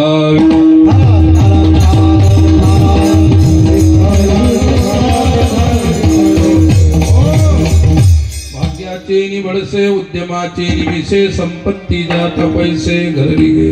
संचित जर प्रारब्ध साह्य झालं तर आणि प्रतिकूल झालं तर अदृष्ट झाली या उदासू पालटे श्रीमंतीचा विलासू. पुनिवे पाठी सीतांशू पालटे जैसा. अदृष्ट तुमच्या विरोधात गेलं तर तुमच्या जीवनामध्ये तुमच्या मनासारखं काहीच नाही. सर्व प्रतिकूल होऊन जातं. लोक म्हणतात काय प्रारब्ध आलं, काय दुःख आले. सर प्रारब्ध प्रतिकूल झालेलं आहे. प्रारब्ध अनुकूल झाल्यानंतर नसलेल्या गोष्टी मिळते. एका गावात आपल्या माणक्यासारखं गावात ज्योतिषी आला. ज्योतिष काय या घरी जा, त्या घरी जा, त्या घरी जा. एक नाही लोक पामचं कोणी कोणाच्या हातात रिकामा हात देऊ नये, लक्षात ठेवा. महिलांनी पाणी ग्रहणाच्या वेळी तुम्ही दुसऱ्याच्या हातात हात दिला का नाही आणि आयुष्यभर मग त्याच्या तिथं राहावं लागतं, त्याच्याच घरी राहावं लागतं. आपली आई सोडली, बाप सोडले, कुळ सोडलं, पंथ सोडला, सर्व सोडून त्याचं व्हावं लागतं. आणि भविष्य पाहायला आल्यानंतर कोणी हाताचं हस्तरेखा भविष्य पाहतो, कोणी कुंडली पाहतो, कोणी ज्योतिष, वेगवेगळ्या प्रकार आहेत. मी सुद्धा काशीला असताना 6 वर्ष ज्योतिषशास्त्र शिकलो आणि ते राज ज्योतिषाकडून. राज ज्योतिषी म्हणजे काशी नरेशाचा जो प्रसिद्ध ज्योतिषी त्यांच्याकडे शिकलो. आणि एका विद्यार्थ्याची कुंडली बनवली मी आणि ती कुंडली बनवली, ती परफेक्ट दशाला तशी बनली. आणि बनल्यानंतर जे नाही व्हायचं ते झालं. त्या कुंडलीमध्ये निघालं की आता लोखंडावर मृत्यू होणार. एक दिवस तो विंध्याचलला यात्रेला गेला. IAS होणारा विद्यार्थी, इकडे संस्कृतचाही पंडित आणि तिकडचे अभ्यास दोन्ही. आणि माझा एकदम मी त्याला शिकवायचो, माझा लाडका विद्यार्थी होता तो. मी बनवल्यानंतर आमचे जे गुरुजी होते त्यांना दाखवली. ते म्हणले हे बघ त्याला 2 महिने सांभाळ, नवरात्र झाली की त्याला काही नाही होणार.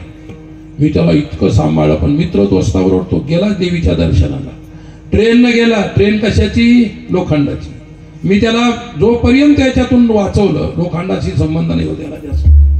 पर तिथे गेला, ट्रेनने गेला, काही झालं नाही. तिथं उतरले, तिथं स्टेशन आहे आणि पोरं हुड मुलं त्या पटरीवर उलटे चालायला लागले. तिथं अशी टर्निंग न रेल्वे येते, एक्सप्रेस गाडी होती. शेर गाडी आली पाठीमागून, हे उलटे चालू लागले. गाडी इकडून आली, उलटे चालू लागले. असे माग इकडे तोंड इकडे चालू लागले. जशी गाडी आली बाकीची पोरं पळाली, पण हा सापडला. आमची कुंडली यशस्वी झाली. काय आणि ज्यावेळी मला कळालं इतका गरीब घरचा मुलगा, इतका चतुर हुशार महान पंडित होणारा उद्याचा विद्वान, परंतु गेला. आणि मला ज्यावेळी कळालं ते मला इतकं दुःख झालं. काय मी जसं ते बाळ उचललं, ते ज्योतिषाच्या गंगेत फेकून दिलं. पुन्हा म्हटलं या पोथीला कधीच ह्या भविष्याला हात लावणार नाही. आणि ते चालू झालं असतं तर उद्या तुम्ही माझ्याकडे आले असते. आमचंही सांगा, आमच्या पोरीचं लग्न जमतं का नाही, पोरात जमतं का नाही. अरे परमेश्वराने ते बरं झालं फेकून द्यायला लावलं, कारण माझा धंदा नाही तो. आमचा धंदा हा आहे चिंतन सांगणे.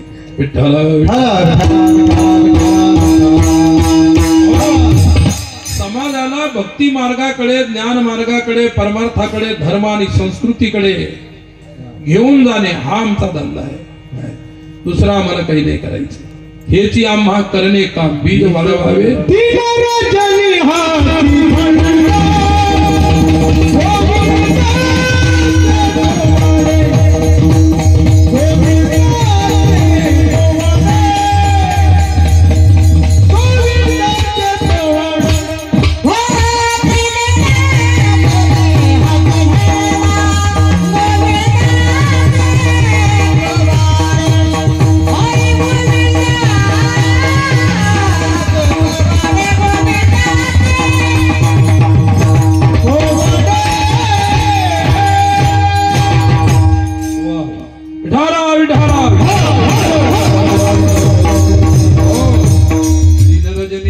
धंदा गोविंदाचे पोवाडे हा व्यवसाय. संधी बुद्धीनं सहकार्य केल्यानंतर सर्व होतं. मी सांगत होतो उदाहरण, गावात ज्योतिषी आला, ज्योतिष पाहू लागला. आणि ज्योतिषी गावात आला, माणसं शेतात गेली की बाया घरी लगेच ज्योतिषी येतो. कारण त्याची आवड तुम्हाला जास्त आहे ज्योतिषाची. संसाराची काळजी माणसापेक्षा तुम्हाला जास्त आहे. अरे मग ते ज्योतिष आलं, येतं त्या घरी जा, त्या घरी जा, त्या घरी जा. आणि त्या गावामध्ये गडी होती अशी किल्ल्यासारखी. आपल्या गोंडापूरला एक किल्ला होता गडी. आणि त्याच्यावर काही काळापूर्वी एक श्रीमंत सावकार, श्रीमंत व्यक्ती राहायचा. सावकार होता, व्याज भट्ट्याचा धंदा होता, पैसे वाटायचा, त्याचा व्याज घ्यायचा. आणि त्याने जाताना मुलाला सांगून ठेवलं, एकुलता एक मुलगा, सांगितलं बाळ मी गेल्यानंतर वाटलेले पैसे सुद्धा मागू नको. जे स्वतः होऊन आणून देतील तेवढेच घ्यायचे, तुला काहीच कमी नाही. तुझ्यासाठी एवढी संपत्ती मी या वाड्यात ठेवलेली आहे. पण कोठे ठेवलेली आहे, काय आहे हे काहीच नाही सांगितलं. ते औषध देणारे लोक असतात. काही लोकांना कशाचं एखादं औषध माहित असतं, ते मर्त पण सांगत नाही. पण मूळ व्याधीचं औषध असतं, वनस्पती असते, काही तरी त्याला माहित असतं. पण जाताना कोणाला तरी सांगून जाणं, लोकांचा उपकार होईल, लोकांना काम येईल, ते सांगत तसंच मरत होते, पण सांगत नाही. आणि मग काय झालं, हा ज्योतिषी फिरत फिरत गडीच्या पायऱ्याजवळ आला. तिथं एक घर होतं, त्याचं पाहिलं ज्योतिष. लागला पायऱ्या चढायला. त्याला वाटलं या पायऱ्या, गडीवर जो काही व्यक्ती आहे, जो कोणी असेल त्याच, तो ओरडला शेजारच्या घरवाला, ओ ज्योतिषी महाराज वरती जाऊ नका, हा भागा बसलेला आहे वरती. तो पोरगा बसला होता. बाप गेल्यानंतर नाना प्रकारचे व्यसन त्याला लागले. व्यसनात सर्व संपत्ती गमावून टाकली. बायको सोडून गेली, मुलं सोडून गेले. वाडा पडला शेवटी तो वरचा. आणि त्याच्यामध्ये एका कोपऱ्यामध्ये बसून राहायचा. चिंता करत राहायचा, काय होतं काय झालं, काय होतं काय झालं. विठ्ठला विठ्ठला.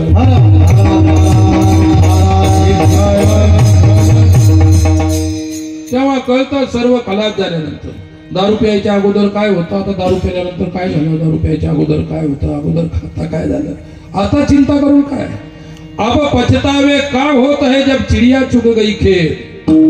अरे सर्व खेत शेत खाऊन गेले सर्व प्राणी, आणि आता लागला तिथं रक्षण करायला जाऊन बसला. आता काय उपयोग, तिथं कशाचं रक्षण करणार. सर्व गमावून बसला आणि आता तुला चिंता पडली त्याची. हा ज्योतिषी म्हणाला, मी अनेक भाग्यवंताची ज्योतिष पाहिले, अनेकांचं मी भविष्य पाहिलं, श्रीमंताचं पाहिलं, गरीबाचं पाहिलं, पण जो आभागा आहे त्याचं पाहायचं राहिलं. मला जाऊ द्या वरती, पाहू द्या. चढला पायऱ्या, हा तिथं बसलेलाच होतो वरती गडीवर. तो एकदम आपलं मस्तक ठोकायला लागला. अरे थांब थांब थांब थांब, ज्योतिषी बाबा इकडे येऊ नकोस, काहीच राहिलं नाही या भाग्यामध्ये, काय माझं भविष्य पास होत. मला म्हणे मी काही दक्षिणा घेणार नाही. काय दक्षिणा आहेच कुठे. अरे पोळ्या करायचा तवा सुद्धा त्याने विकला होता, असा दारुड्या होता तो. घरचे भांडे कुंडे. आता बरं झालं तुम्हाला 1500 का 2100 मिळून नाही. विठ्ठला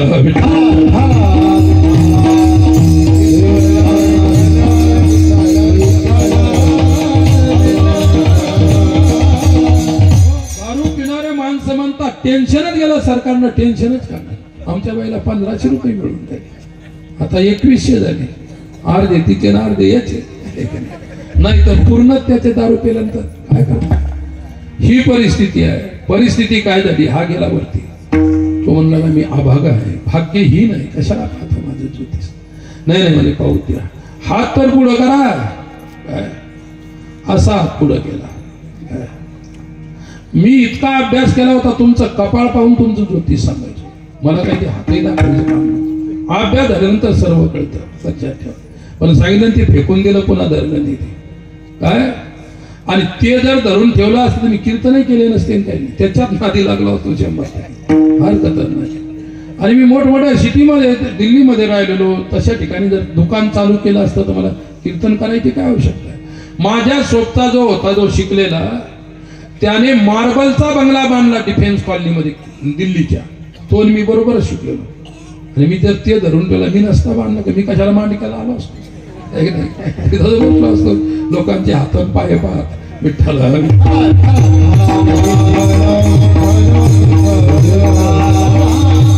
एवढं समजलं की माझ्या पांडुरंगाची कृपा आहे, जे झालं ते चांगलं झालं. लोकांचे हात पाय काय पाहत आहे. इतका अभ्यास. तुमचे नुसता चेहरा पाहिल्यानंतर तुमची कुंडली मी उभी करायची. आणि मी सामान्य गुरुकडे शिकलो नव्हतं, लक्षात ठेवा. तर तुम्हाला सांगतो, तिथं गेला त्याचा हात. अरे बाप, म्हणजे काय भाग्यवान माणूस. तो म्हणाला कशाला थट्टा करतोस, मी भाग्यवान आहे का. अरे मला लोक फेकलेले बिडीचे धुडकं सुद्धा मिळू देत नाही. कशाचा भाग्यशाली आहे, खायला नाही, लोकांच्या घरी जातो, भीक मागतो, कठीण आहे. आणि तुम्ही माझी प्रशंसा करता का निंदा करता का मजाक करता. अरे बाप रे, काय भाग्यशाली. आणि त्याच्या हातावरती धन रेषा होती. काय होती, त्याला श्री रेषा म्हणतात, धन रेषा म्हणतात. आणि ती ज्याच्या हातावर आहे, फक्त आता हात घेऊन उद्या माझ्याकडे येऊ नका, मी तो धंदा सोडलेला नाही, तुम्हाला सांगितलंय. विठ्ठला विठ्ठला.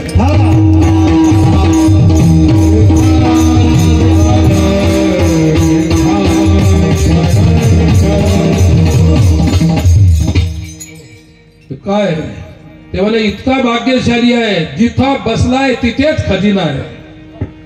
जिथं गोदडी, फाटलेली गोदडी टाकून बसला होता, वाकळ टाकून, तिथंच खजिना आहे. बाजूला ओठ आणि फक्त टिकास, फावडं घेऊन ये, टोपलं घेऊन ये, थोडस खोदावं लागेल. ते म्हणलं फावडं विकलं, कुदळ विकली, टिकास विकला, टोपलं विकलं, गावात गेलो तर कोणी मला अजिबात देणार नाही. काय संबंध संपलेला आहे. काय होतं आणि काय झालं हे प्रारब्ध आहे. आणि मग काय झालं, तो ज्योतिषी म्हणाला हे खोदल्याशिवाय कसं निघेल. महाराज मला काहीच आणायला सांगू नका, मी आणू शकत नाही, माझ्याजवळ पैसा नाही, लोक मला देत नाही, तुम्हीच काहीतरी करा. मग खोदायसारखं एक लाकूड सापडलं आणि त्यानं खोदलं. खोदल्यानंतर करोडो अब्ज रुपयाचा खजिना तेथे होता. असा ओपन केला. विठ्ठला विठ्ठला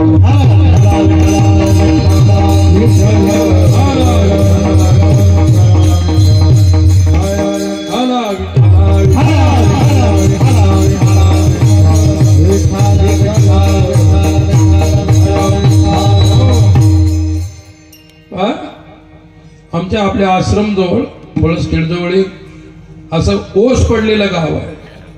काय बेलखेड म्हणून असं गाव आहे. आणि त्या गावामध्ये लोक अजूनही तिथं भिंती वगैरे आहेत. लोक खोदायला जातात अमावस्याला पौर्णिमेला. आणि मी आमचे विद्यार्थी घेऊन तिकडे काशी कुंडळकुंड आपल्या जंगलामध्ये या डोंगरात तिकडे जायचं होतं. आणि मग भोजनाचे डबे वगैरे बरोबर होते. शिदोरी पोरं म्हणले बाबा खूप भूक लागली आहे की नाही. नदीजवळ आली म्हणे पाण्याजवळ आपण. अरे म्हटलं आपल्याला अंतर काटायचं आपण पुढे गेल्यानंतर करू म्हटलं. आता भूक लागल्यानंतर जास्त चौकशा करायच्या नसतात. तिथं काय भविष्य पाहायचं का भूक कशी लागली. आणि मग काय झालं म्हणलं का रे. आणि आमच्याजवळ काय होतं पोळ्या होत्या काही चटणी होती थोडंसं कोणी बेसन करून दिलं होतं जे मधुकरीत आलं होतं ते होतं. आणि एक पोरगा रस्त्याने म्हणलं बाबा भजे खायला मिळाले चांगलं होईल उद्या का होईना बघ. अरे म्हटलं पोराला म्हटलं भजे खायची इच्छा झाली. मग आम्ही 2 माणसांना परत पाठवलं. म्हणलं तेल घेऊन या बेसन घेऊन या कढाई घेऊन या आणि आपण भजे करू म्हटलं तिथं सकाळी पोरांना आता आहेच आपल्याजवळ. त्यांना इच्छा झाली खायची ठीक आहे. आणि मग काय झालं तिथं ते खोदणारे लोक आलेलेच होते. पोरांना म्हटलं तुम्ही शांत या बांधाच्या आडवी बसा. मी चोरून अंधारात गेलो तिथं छोटस निंबा झाड होतं त्याच्यावर जाऊन बसलो. मी कपडे काढून डोक्याला बांधले आणि अंडरपॅन्ट लंगुटीन छोटस गुंडाळलेलं याला आणि त्या झाडावर बसलो. आणि काहीच नाही नुसते असे पाया हलवायला लागलो. असे पाय हलवायला कोणाची त्याच्यातली नजर गेली खोदणाराची.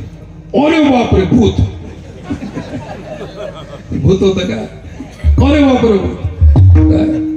भूत म्हटल्यावर पाहिलं सर्वांनी लागले पळायला. गेले पळून गेल्यानंतर चांगल्या एका लिटरच्या तेलाच्या शिश्या आणि तिथं ते नैवेद्य दाखल भजे सुद्धा होते आणलेले. निंब होते भजे होते बऱ्याच गोष्टी होत्या बरं का. मग ते पळाले. म्हणलं पोरं या इकडे गेले. आता म्हटलं तुम्हाला सकाळच्या वरती आत्ताच भजे सापडले आणि आपल्याला तेलही आणायचं काम नाही. आणि कशासाठी तेल आणि ते लागत होतं तंत्र मंत्र त्यांचे असतात. आणि चांगले टोपलेभर भजे असे एवढे टोपलेभर भजे होते बरं का. आता ते काय त्यांची देवता असतील भूत प्रेत पिशाच मांत्रिक तांत्रिक लोक होते. सांगण्याचं तात्पर्य की त्याचं ज्यावेळी ते वैभव धन जे गाडलेलं होतं ते काढलं. आणि म्हटलं त्यांनी विचारलं महाराज तुमच्या कृपेमुळे हे गत वैभव गेलेलं वैभव आता पुन्हा प्राप्त झालं. मग आपलं कमिशन नवीन मी इथं आलो होतो तर मलाही लोक म्हणायचे धन दाखवा मला तुम्हाला कमिशन देऊ. आणि आपला काय त्या लोकांचा परिचय नव्हता. म्हटलं बा हे धंदे काय आपण करत नाही का हे धन दाखवायचे काढायचे हे की नाही. आणि मग काय झालं की ते म्हणे कमिशन. ते म्हणाले मी कमिशन घेणारा ज्योतिषी नाही. काय कमिशन घेणारा ज्योतिषी नाही मी देणारा ज्योतिषी आहे घेणारा ज्योतिषी नाही. तुझं हरवलेलं वैभव तुला पुनश्च प्राप्त करून देणारा ज्योतिषी. अमृतानुभवामध्ये माऊली म्हणतात शिव ही मुहूर्त पुसेता या जोशी आते. भगवान सदाशिव सुद्धा अशा गुरुरूपी ज्योतिषाला आपलं मुहूर्त विचारतात. कमिशन घेतलं का. तुकोबारायांनी इतका परमार्थ जगाला सांगितला कमिशन होतं काही.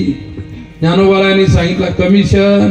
निळोबारायांनी सांगितला नाथांनी सांगितला संत सावता महाराजांनी सांगितला गोरोबा काकांनी सांगितलं. कोणी तरी त्यांच्या चरित्रामध्ये यांनी एवढं सांगितलं म्हणजे एवढं कमिशन घेतलं आहे का काही इतिहास काही नाही. हे जीवन आहे संतांचं. आणि म्हणून तुम्हाला देण्यासाठी आले. एक तर तुमचा काळ चांगला आला संधी चालून आली बुद्धी सहकार्य केलं मग त्यावेळी त्या बुद्धीने तुम्हाला साधू संतांच्या मार्गाने नेलं दुसऱ्याच्या.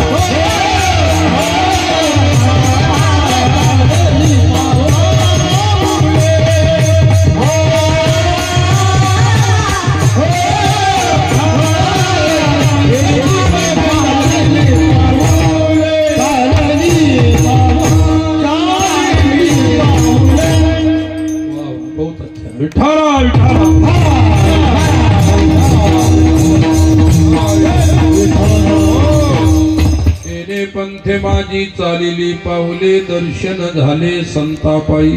संतापायी म्हणजे संतामुळे. दर्शन कोणाचं झालं? परमेश्वराचं. हरिप्राप्तीशी उपाय धरावे संताचे ते पाय. परमात्म्याची भेटी संतांच्यामुळे होते, कारण त्यांचा परमेश्वराचा पत्ता संतांना माहित आहे. काय? पंत शब्दाचा अर्थ आहे मार्ग. विठ्ठला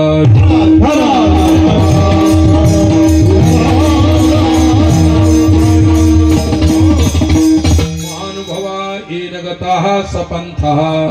सज्जन संत ज्या मार्गाने गेले त्यालाच मार्ग म्हणतात. काय? मार्ग दावनी गेले आधी दयानिधी संत ते येदेची पंथे चालू जाता. नपडे गुंता कोठे काही भक्तिपंथ बहु सोपा. पुण्य नागवे या पापा येणे जाणे खेपा. येणेची पंथे खुंटती किंवा खंडती. पा साधू संतांचा हा मार्ग आहे आणि त्या मार्गाचं अनुसरण करायचं आहे. लक्षात घ्या. कशाला? त्या मार्गाने गेल्यानंतर दर्शन देवाचं होईल. विठ्ठला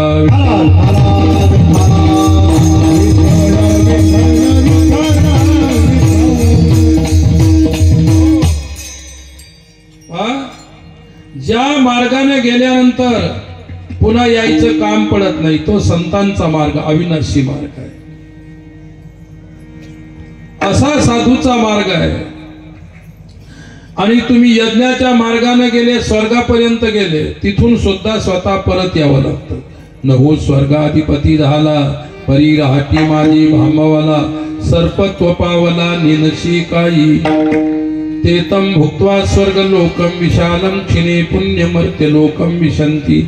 एवं त्रयी धर्म मनुप्रपन्ना गता गतम काम कामालमन. पुण्याची पावटी सरे सवेतींद्रपणाची उतरे. येऊ लागती माधारे मृत्यू लोका. यद्गत्वा न निवर्तन्ते तद्धाम परमम. जिथं गेल्यानंतर पुन्हा इथं येरधार करायचं काम नाही, तो संतांचा मार्ग आहे. संतांच्या मार्गाने तुम्ही देवाजवळ जाऊन पोहोचू शकता, या स्वरूपाची अनुभूती करू शकता. विठ्ठला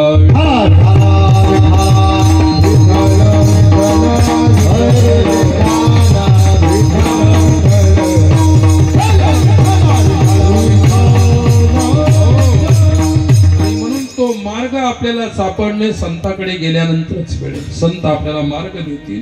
काय? आणि संताने दिलेला मार्ग मिळाल्यानंतर तो भक्ती मार्ग देतील, ज्ञान मार्ग देतील. संतांच्या जवळ दोन मार्ग आहे. कर्मकांडाचा मार्ग संतांच्या जवळ नाही. काय? कर्मकांड आमच्या संतांनी शिकवलेलं नाही. ज्ञानेश्वरीत कर्मकांडाचा उल्लेख नाही, गाथ्यामध्ये कर्मकांडाचा उल्लेख नाही. नाथांनी एकादश स्कंधावरती टीका केली, त्याच्यामध्ये कर्मकांडाचा उल्लेख नाही. लक्षात ठेवा. वारकरी संप्रदायाला सुद्धा कर्मकांड मान्य नाही. काय करत असताना शिकला जाऊन नारायण नागबली करता की नाही? अरे जिवंतपणी मायबापाची सेवा केल्यानंतर मेल्यानंतर नागबली करायचं काम नाही. तुमचे पितर जिवंतच असताना प्रसन्न होऊन गेले पाहिजे. जिवंत असताना सेवा करत नाही, त्यांना त्रास देता आणि मेल्यानंतर मग कोणीतरी सांगतं तुमच्या घरी असं असं आहे, पितर नाराज झालेले आहेत, पितृदोष आलेला आहे, मग करा नारायण नागबली. फार वर्षापूर्वी सुरुवातीला तिथे गेलो, ज्याच्याकडे गेलो अरे गोष्ट निघाली नारायण नागबलीची. दोन ब्राह्मण होते, त्यांच्याकडे कोणीतरी गिराईक सापडलं होतं. मग चर्चा चालू होती, मी असा बाजूला बसलो, त्यांचं माझ्याकडे लक्षच नाही. काय एकमेकाला गोष्टी करत होते. तो म्हणला आज बोकडच सापडली.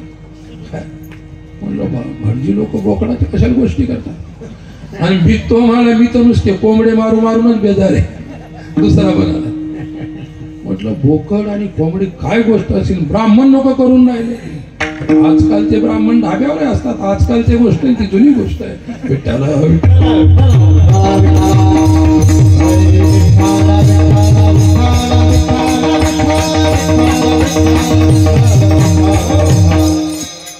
मग मी त्या घरच्या माणसाला विचारलं का तो ब्राह्मण म्हणला आज बोकडा सापडला ना. हा म्हणाला कोंबडीत मारू मारू बेजार आहे. म्हणजे कमी पैशावाला गिराईक आले की ते कोंबड आणि जमून चांगला आला 1 लाख हवाला आला की मग तो बोकड. नारायण नागमोरी करायला जाता कोंबडे बोकडे होऊन येतात घरी. काय मिळते तुम्हाला? अरे कशाचा नारायण त्याचा नागबली आहे की नाही. हे कर्मकांड तुमच्या सारख्या समाजाच्या डोक्यावर जबरदस्ती लादलाय आणि अजूनही या समाजाची बुद्धी चालत नाही. तिथंच गुंतलेला आहे. मी नेहमी सांगत असतो, मलाच विचारायला येतात की बाबा मी काय ब्राह्मण नारायण नागबली सांगत ती म्हणतात मार जे काय मारायची मला नको विचारू. अरे मी रात्रंदिवस ओरडत आहे बाबा चुकीच्या कर्मकांडामध्ये समाजाला गुंतू नका.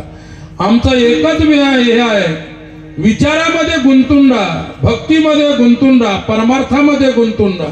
आणि संसारात तर तुम्ही गुंतलेलेच आहात म्हणून मी नाही तुम्हाला संसारात गुंतू. तुम्ही अगोदरच गुंतलेले आणि मी कशाला सांगत बसू. तुम्ही ज्याच्यात गुंतले त्याच्यातून काढण्याचा आमचा प्रयास आहे आणि काढणारी भक्ती आहे, काढणारं ज्ञान आहे. बंधनातून मुक्ती ज्ञानाने मिळेल आणि संतांच्या कृपेनं भगवत दर्शन होईल. विठ्ठला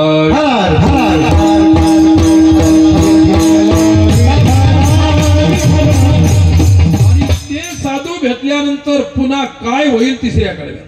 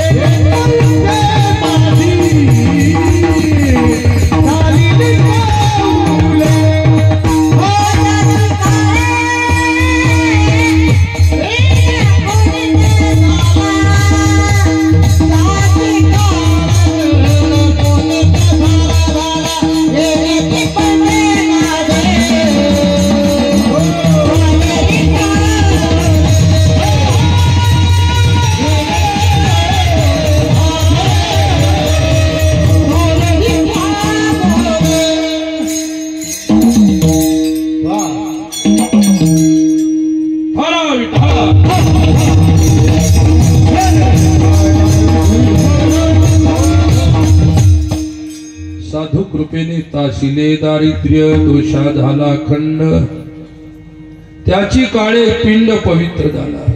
काय पुनीत झाला म्हणजे पवित्र झाला. साधूच्या कृपेनं अज्ञानाचं दारिद्र्य आपल्या जीवनात आहे, ते अज्ञानाचं दारिद्र्य ते ज्ञानाने काढतात. त्याप्रमाणे दारिद्र्य म्हणजे आपली गरिबी परिस्थितीची, ती सुद्धा त्यांच्या कृपेनं दूर होते. आपल्या धर्मामध्ये साधूला घरी न्यायची पद्धत आहे, घरी नेल्यानंतर पाय धुवायची पद्धत आहे. साधूच्या पावलामध्ये दोन गोष्टी असतात, एक लक्ष्मी असते, एक नारायण असतात. साधूला नारायणाशी घेणं आहे, लक्ष्मीशी घेणं नाही असं नाही, है की नाही? आता कीर्तन झालं की लगी खिशात लक्ष्मी घालून देतात. विठ्ठला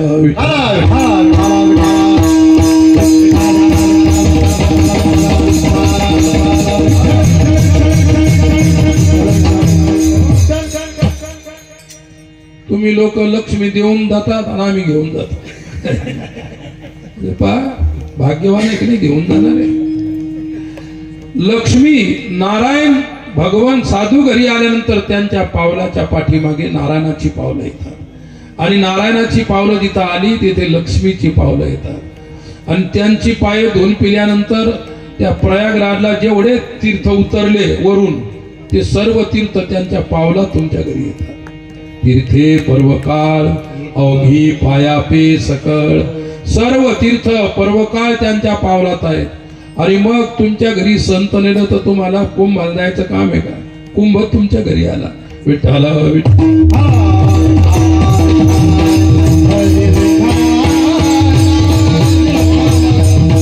एक तर दारिद्र्य गेलं, अज्ञानाचं दारिद्र्य गेलं, परिस्थितीतलं दारिद्र्य गेलं, कामक्रोधादी विकार जे दोष आहेत त्याचंही खंडन झालं, समाप्त झाले.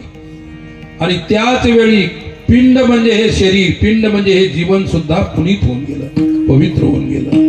काय विठोबा रखुमाई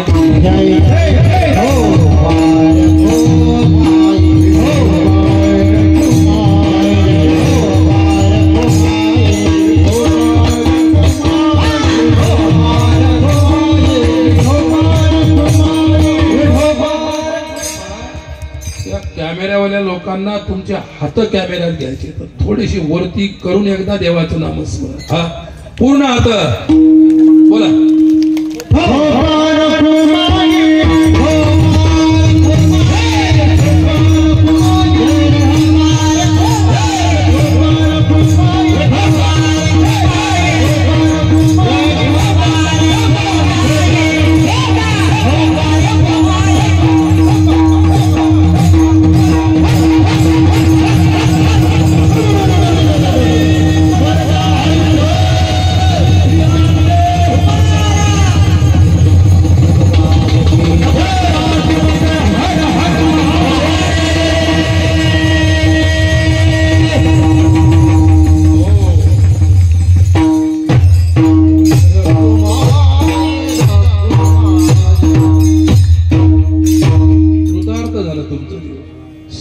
दिवस काही तुम्ही अनुष्ठान केलं, तुमच्या टाळीनं सर्व पुण्य घेतलं, आनंद वाटला बरं का. तुका म्हणे झाला उघा व्यापार आली येरधार फळाशी. या जन्माला या येरधारीला आली, आता तुम्ही कृतार्थ झाले, फळाला आली. ती शेवटचे दोन शब्द विठ्ठला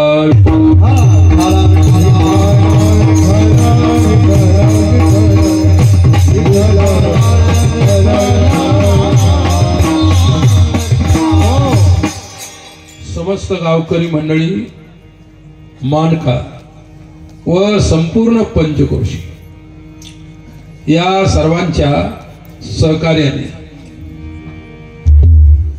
हा भव्य दिव्य सोहळा दरवर्षी आपल्या मानका इथे लक्ष्मणगिरी बाबांच्या कृपेने होत आहे. आणि हा सोहळा सदैव व्हावा यासाठी तुमच्या सर्वांचे सहकार्याची आवश्यकता. हा एकल्याचा नोहे खेळ म्हणून मेळ जमविला. सर्वांचं सहकार्य असावं लागतं आणि सर्वांनी मिळून केलेलं कार्य हे सबल असतं, ते परमेश्वराला सुद्धा प्रिय असतं. कोणी आर्थिक सहकार्य केलं असेल, कोणी मानसिक सहकार्य केलं असेल, कोणी शारीरिक सहकार्य केलं असेल, तुमच्या सर्वांच्या सहकार्याला मूल्य आहे. हे माझ्या इकडून उभे असणाऱ्या मुली आहेत, हे मुलं आहे, हे तरुण, या पिढीला आपल्याला काहीतरी देऊन जायचं आहे. ते भाग्यवान आहे की ते कीर्तनात नाचतात, टाळ वाजवतात, त्यांना जेवढं येईल तेवढं म्हणतात. धर्म आणि संस्कृती घडवणं हे प्रत्येक साधूचं कार्य आहे. धर्मही घडला पाहिजे, संस्कृती घडली पाहिजे. आणि धर्म संस्कृती घडल्यानंतरच समाज घडत असतो, तोपर्यंत समाज घडत नाही. म्हणून धर्म संस्कृतीला घडवणारं कार्य आपल्या मानक्याची मंडळी ही सर्व करत आहे. काय सर्व जाती धर्माचे लोक एकत्रित यावेत, सर्व जाती धर्माने चांगल्याच प्रकारचा एकमेकाशी विचार करावा. काय धर्म कोणालाही भेद शिकवत नाही, धर्म सौजन्य शिकवतो, धर्म सहिष्णुता शिकवतो. काय कॉलेजला असताना मी एक कविता वाचली होती, तिची पहिली लाईन होती, इंग्रजीमध्ये कविता होती. पहिली लाईन होती की sympathy is greater than gold, Indian keep to it. काय की भारतीयांनो सहानुभूती सोडू नका, ती सोन्यापेक्षा श्रेष्ठ आहे. सोन्याला तरी मूल्य आहे पण सहानुभूतीला मूल्य नाही. म्हणून या कार्यक्रमासाठी सर्व परिसरातील लोकांना आपल्याला दरवर्षी सहकार्य करायचं आहे. सहकार्यातून हा कार्यक्रम आपण इथे उभा केलेला आहे. या कार्यक्रमाचं मी लहान रूप पाहिलं, मध्यम रूप पाहिलं आणि आता त्याचा वटवृक्ष सुद्धा पाहत आहे. हा वटवृक्ष खंडित होऊ नका, त्याच्या पारंब्या तोडू नका, मला एवढंच म्हणायचं. करणारे कार्यकर्ते आहेत, तरुण मुलं आहेत, तारीख घ्यायला सुद्धा आले होते. आणि हे तरुण मुलं बिचारे धावपळ करतात, सर्व करतात. फक्त आम्हाला त्यांना सहकार्य करायचं आहे, त्यांच्या हाताला हात द्यायचे आहे, त्यांना जे काही सहकार्य असेल ते करायचं आहे, कौतुक करायचं आहे. अरे आपले मुलं आपल्या धर्मासाठी सेवा करणारे व्हावे, ही पवित्र लालसा आपल्याला जीवनात ठेवायची आहे. सांगून सांगून आम्ही लोक कंटाळलो तरी न ऐकणारा धर्म म्हणजे हिंदू धर्म आहे. आणि ज्या धर्मामध्ये स्पीकर नाही, ओरडण नाही, आरण नाही, काही नाही, काय न बोलवता जिथे भयंकर गर्दी होते तो इस्लाम. आणि जिथे बोलून बोलून सुद्धा माणसं येत नाही तो हिंदू धर्म आहे. पण त्या धर्मामध्ये आता बोलवल्यानंतर न बोलवल्यानंतर आले पाहिजे, हे परिवर्तन घडलं पाहिजे. आणि या परिवर्तनासाठी कीर्तन असावी, कथा असाव्यात, कीर्तन असावी. तुमच्या ती झोपलेली चेतना जागी करायची आहे आणि ती चेतना संतांच्या वाणीनं, बोधाने, ज्ञानाने होईल. हशी मजाकनं कधी समाज सुधारलेला नाही. जोपर्यंत समाजाच्या हृदयाचा ठाव विचार घेणार नाही तोपर्यंत समाज सुधरत नसतो. आणि म्हणून हा समाज सुधारला पाहिजे. त्याच्यासाठी हे भव्य दिव्य कार्यक्रम आहे. कोणती गोष्ट फुकट होत नसते. एवढा मोठा कार्यक्रम म्हणायचं म्हटल्यानंतर त्याचा खर्चही तेवढाच मोठा आहे. एकट्याला कोणालाही उचलायचा नाही, सर्वांनी मिळून उचलायचा. कृष्ण एकटेही गोवर्धन उचलू शकत होते, पण गोपाळांच्या काठ्यांची काय गरज होती? परंतु त्यांच्या काठ्याची सुद्धा तेवढीच गरज होती देवाला. तसं हे देव कार्य आहे, याच्यासाठी सर्वांच्या सहकार्याची गरज आहे. आणि मी तुम्हाला सुरुवातीला सांगितलं, मी बारामतीच्या पुढे 40 किलोमीटरवर होतो. आज तिथे अजितदादा पवार सुद्धा आमच्या कार्यक्रमालाच येणार होते, पण काहीतरी मीटिंग निघाल्यामुळे संध्याकाळचे ते आरतीला येणार होते. आणि मग ते लोक म्हणाले दादांची भेटच घेऊन जा. अरे म्हटलं माझं कीर्तन बोंबलं तिकडं, मला लक्ष्मणगिरीच्या बाबा तिथं जायचंय. काय मला त्यांच्यापेक्षाही हे महाराज मोठे आहेत, त्यांच्या भेटीमध्ये माझा रस नाही. मला माझ्या परमार्थात रस आहे, माझ्या संतांच्या मध्ये रस आहे, माझ्या परमेश्वराच्या भक्तीत मला रस आहे. ऐकले म्हणून मला पुष्कळ त्या करण महाराज कोणी कीर्तन करेल, कितीतरी लोक असतात तिथं, मोठा उत्सव आहे म्हणता तुम्ही. मी सांगितलं मोठा उत्सव असतो, ऐकले पण नाही म्हटलं मला सेवा मी त्यांची घेतलेली आहे, पोहोचणं हे माझं काम आहे. तुम्हाला सांगतो 4:30 वाजता मी अहमदनगर मध्ये होतो. किती वाजता? 4:30. आता अहमदनगरला ही इनोवा गाडी होती, आमची फॉर्च्युनर गाडी आहे, ती सर्व्हिसिंगला पाठवली. आणि आपल्या खामगावला बर्डे साहेब आहे, निधी बँक आहे त्यांची, मग त्यांची गाडी बोलावून घेतली.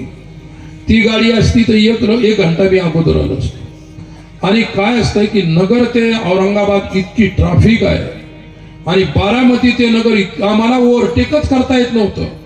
म्हटलं आपण फक्त समृद्धीवर चढलो पाहिजे, मग करतो सर्व काही.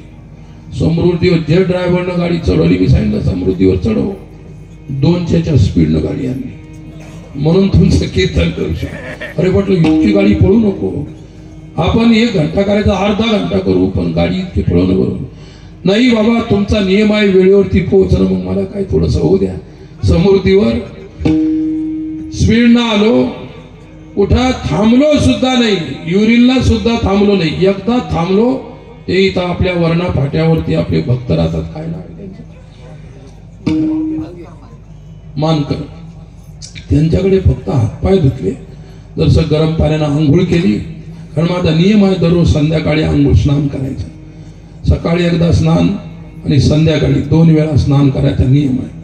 मग तिथे फक्त, आणि हे संदीप आले होते, यांना सांगितलं की तुम्ही पाणी वगैरे सर्व तयार ठेवा, आम्ही आलो की आमचा वेळ नाही गेला पाहिजे. कितीला पोहोचलो, 8:40 तिथं पोहोचलो. 10 मिनिटात माझा कार्यक्रम मी पूर्ण केला तो स्नानाचा, आणि तिथून निघालो. आणि इथे बरोबर 9:10 मंदिरात पोहोचलो. 9:10 झाले होते. काय काही जास्त तुम्हाला लेट केलं नाही आम्ही. अरे आता इथून पुढे 9 ते 11 कार्यक्रम असतात. मराठवाड्यामध्ये कार्यक्रम झाला, आता आपला आश्रम आहे तिथे कोथळ्याला, तिथं आम्ही मौनी अमावस्याला कुंभ स्नानाच्या निमित्ताने, दरवर्षी ते मौनी अमावस्याला स्नान पर्व असतो. यावर्षी 3 लाख लोक होते स्नानाला. किती होते? 3 लाख लोकांना महाप्रसाद. काय महाप्रसाद? वरण, भात, पोळी, भाजी, बुंदी. किती आयटम? एक नाही, आपले आयटम 2 असतात. आपल्याकडे वांगे प्रसिद्ध असल्यामुळे त्याला पुऱ्या लागतात, एक नाही. आणि इतक्या लोकांना एवढं करायला केलं त्या लोकांनी. मराठवाडा उदार आहे तो. अन्नदान जेवढं मराठवाड्यामध्ये होतं, आता त्यांच्या पाठीमागे हळूहळू आपण यायला लागलो. चांगलं आहे. आता उद्या किती मोठं इथं अन्नदान होणार आहे, ते बिना पैशात होत नाही. तुमच्या आमच्या कोणी तेल द्या, कोणी गहू द्या, कोणी काही द्या, आहे की नाही. हे सर्व असं आपण जर करू तर सर्वांचे हात लागल्यानंतर हे सर्व काही सिद्ध होईल. आणि म्हणून दरवर्षी अशा प्रकारचा संत श्रेष्ठ लक्ष्मणगिरी महाराजांचा हा महोत्सव, हा वाढता महोत्सव आहे. आणि असाच वाढता राहावा, तो तुमच्या सर्वांच्या सहकार्याने वाढता राहणार आहे, आणि त्यांच्या कृपेने सुद्धा. तुम्ही आलात, जवळजवळ आता वेळ होऊन गेलेला आहे. 4ही कोपरे शांत बसलेले आहेत, आणि मी नकशिकांत थकलेलो आहे. परंतु काय, हा कळ्यात उतरल्यानंतर पैलवान पाहत नसतो किती थकलेला आहे, फक्त डफडं वाजलं पाहिजे. काय पोरांनी पकवाज वाजवला, आणि 2च गाणारे पट्टीचे किती छान अशा प्रकारचं गायन केलं. मी विसरूनच गेलो त्याच्यात. माझा थकवा निघून गेला. आता उठल्यावर तिकडे बसल्यावर मला थकवा सांगेल की काय असतो, पण आता अंगात आल्यानंतर कुठं कळतंय माणसाला माणूस थकलो. किती छान, खूप चांगलं वाटलं.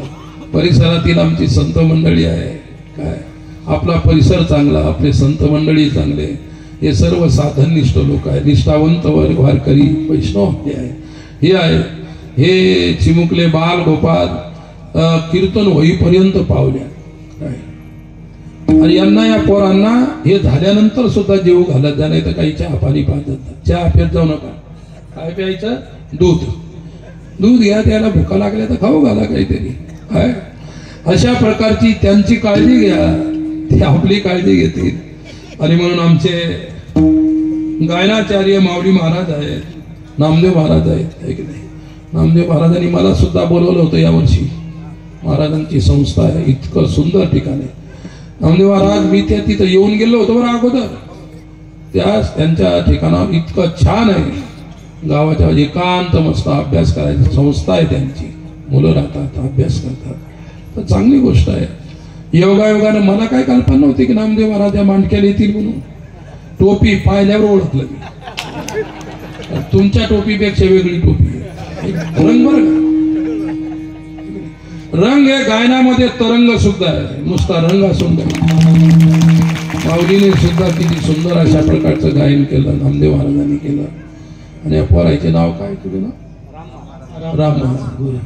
म्हणतात आहे बरं, म्हणतात म्हणजे मराठवाड्यातले. मराठवाड्यामध्ये गुणच आहे नाचवायचे. असा पकवा सुंदर वाजायला. किती छोटस लेकरू आहे, दिसायला बरं वय असेल त्याचं, बरं दिसायला छोटस लेकरू. आमच्या तिथं कोथरायला पण कीर्तनकार होते, गचके महाराज पाहिले पण अशा उड्या मारतो ते, पोटाला धरतो जे उड्या मारतो, तळ पाय मागच्याला लावतोय, मागच्या पेशंटला लावतो बरोबर, असं उड्या मारतो. आनंद आहे भक्तीमध्ये, गायनाचे उडे आपुलिया छंदे मनाचे आनंद. याच्यातच नाचायचं, याच्यातच हे करायचं, घाम गाळायचा. संसारातला घाम तर आपण गाळून गाळून किती जन्म झाले, किती जन्म झाला फेरा घरी तर नाही जी जाताना. ठीक आहे, तिकडंही नाचा, तिकडं डीजेवर असतं, इकडं आमचं मृदंगावर असतं. एवढाच फरक आहे फक्त, दुसरं काही नाही. डीजे नरकाला नेईल आणि वैकुंठाला नेईल आमचं. म्हणून आता डीजेची संस्कृती कमी करा. मुलं नाचायला लागले, मुली नाचायला लागल्या, काय या मुला मुलींचं जीवन बर्बाद व्हायला लागलं. अशा गोष्टी तुम्ही चाला प्रचन्नात आणलेल्या आहे. आणि म्हणून आमच्या कीर्तनात नाता पुण्य होईल, वैकुंठ मिळेल. आणि म्हणून लक्ष्मणबाबांच्या कृपेनं मी सुद्धा दुरून आलो, केवळ बाबांच्या सेवेसाठी व तुमच्या सर्वांच्या भेटीसाठी. चेहरे पाहायला का मिळतात, आणि तुमचे सर्वांचे प्रसन्न चेहरे पाहून माझा सुद्धा थकवा फार निघून गेलेला आहे, काहीच राहिला नाही. फक्त मला इथून आता जाताना त्या गाडीपर्यंत माझे पाय धरू नका, मी थकलेलो आहे, माझ्या ताकद नाही राहिली. आणि दुसरी गोष्ट माझं अनुष्ठान असतं, म्हणून ज्यावेळी मी जाईल इथून त्यावेळी सर्वांनी बरोबर रस्ता करायचा, तरुण पोरं जाऊन तिथं बरोबर करून घ्या तोपर्यंत. आणि आता झालेली सेवा तुमच्या सर्वांच्या प्रेमातून असाच प्रेम आणि परमार्थ तुम्हा समाजाला पांडुरंगाने सदैव देत राहावा ही आशा करतो. ज्ञानेश्वर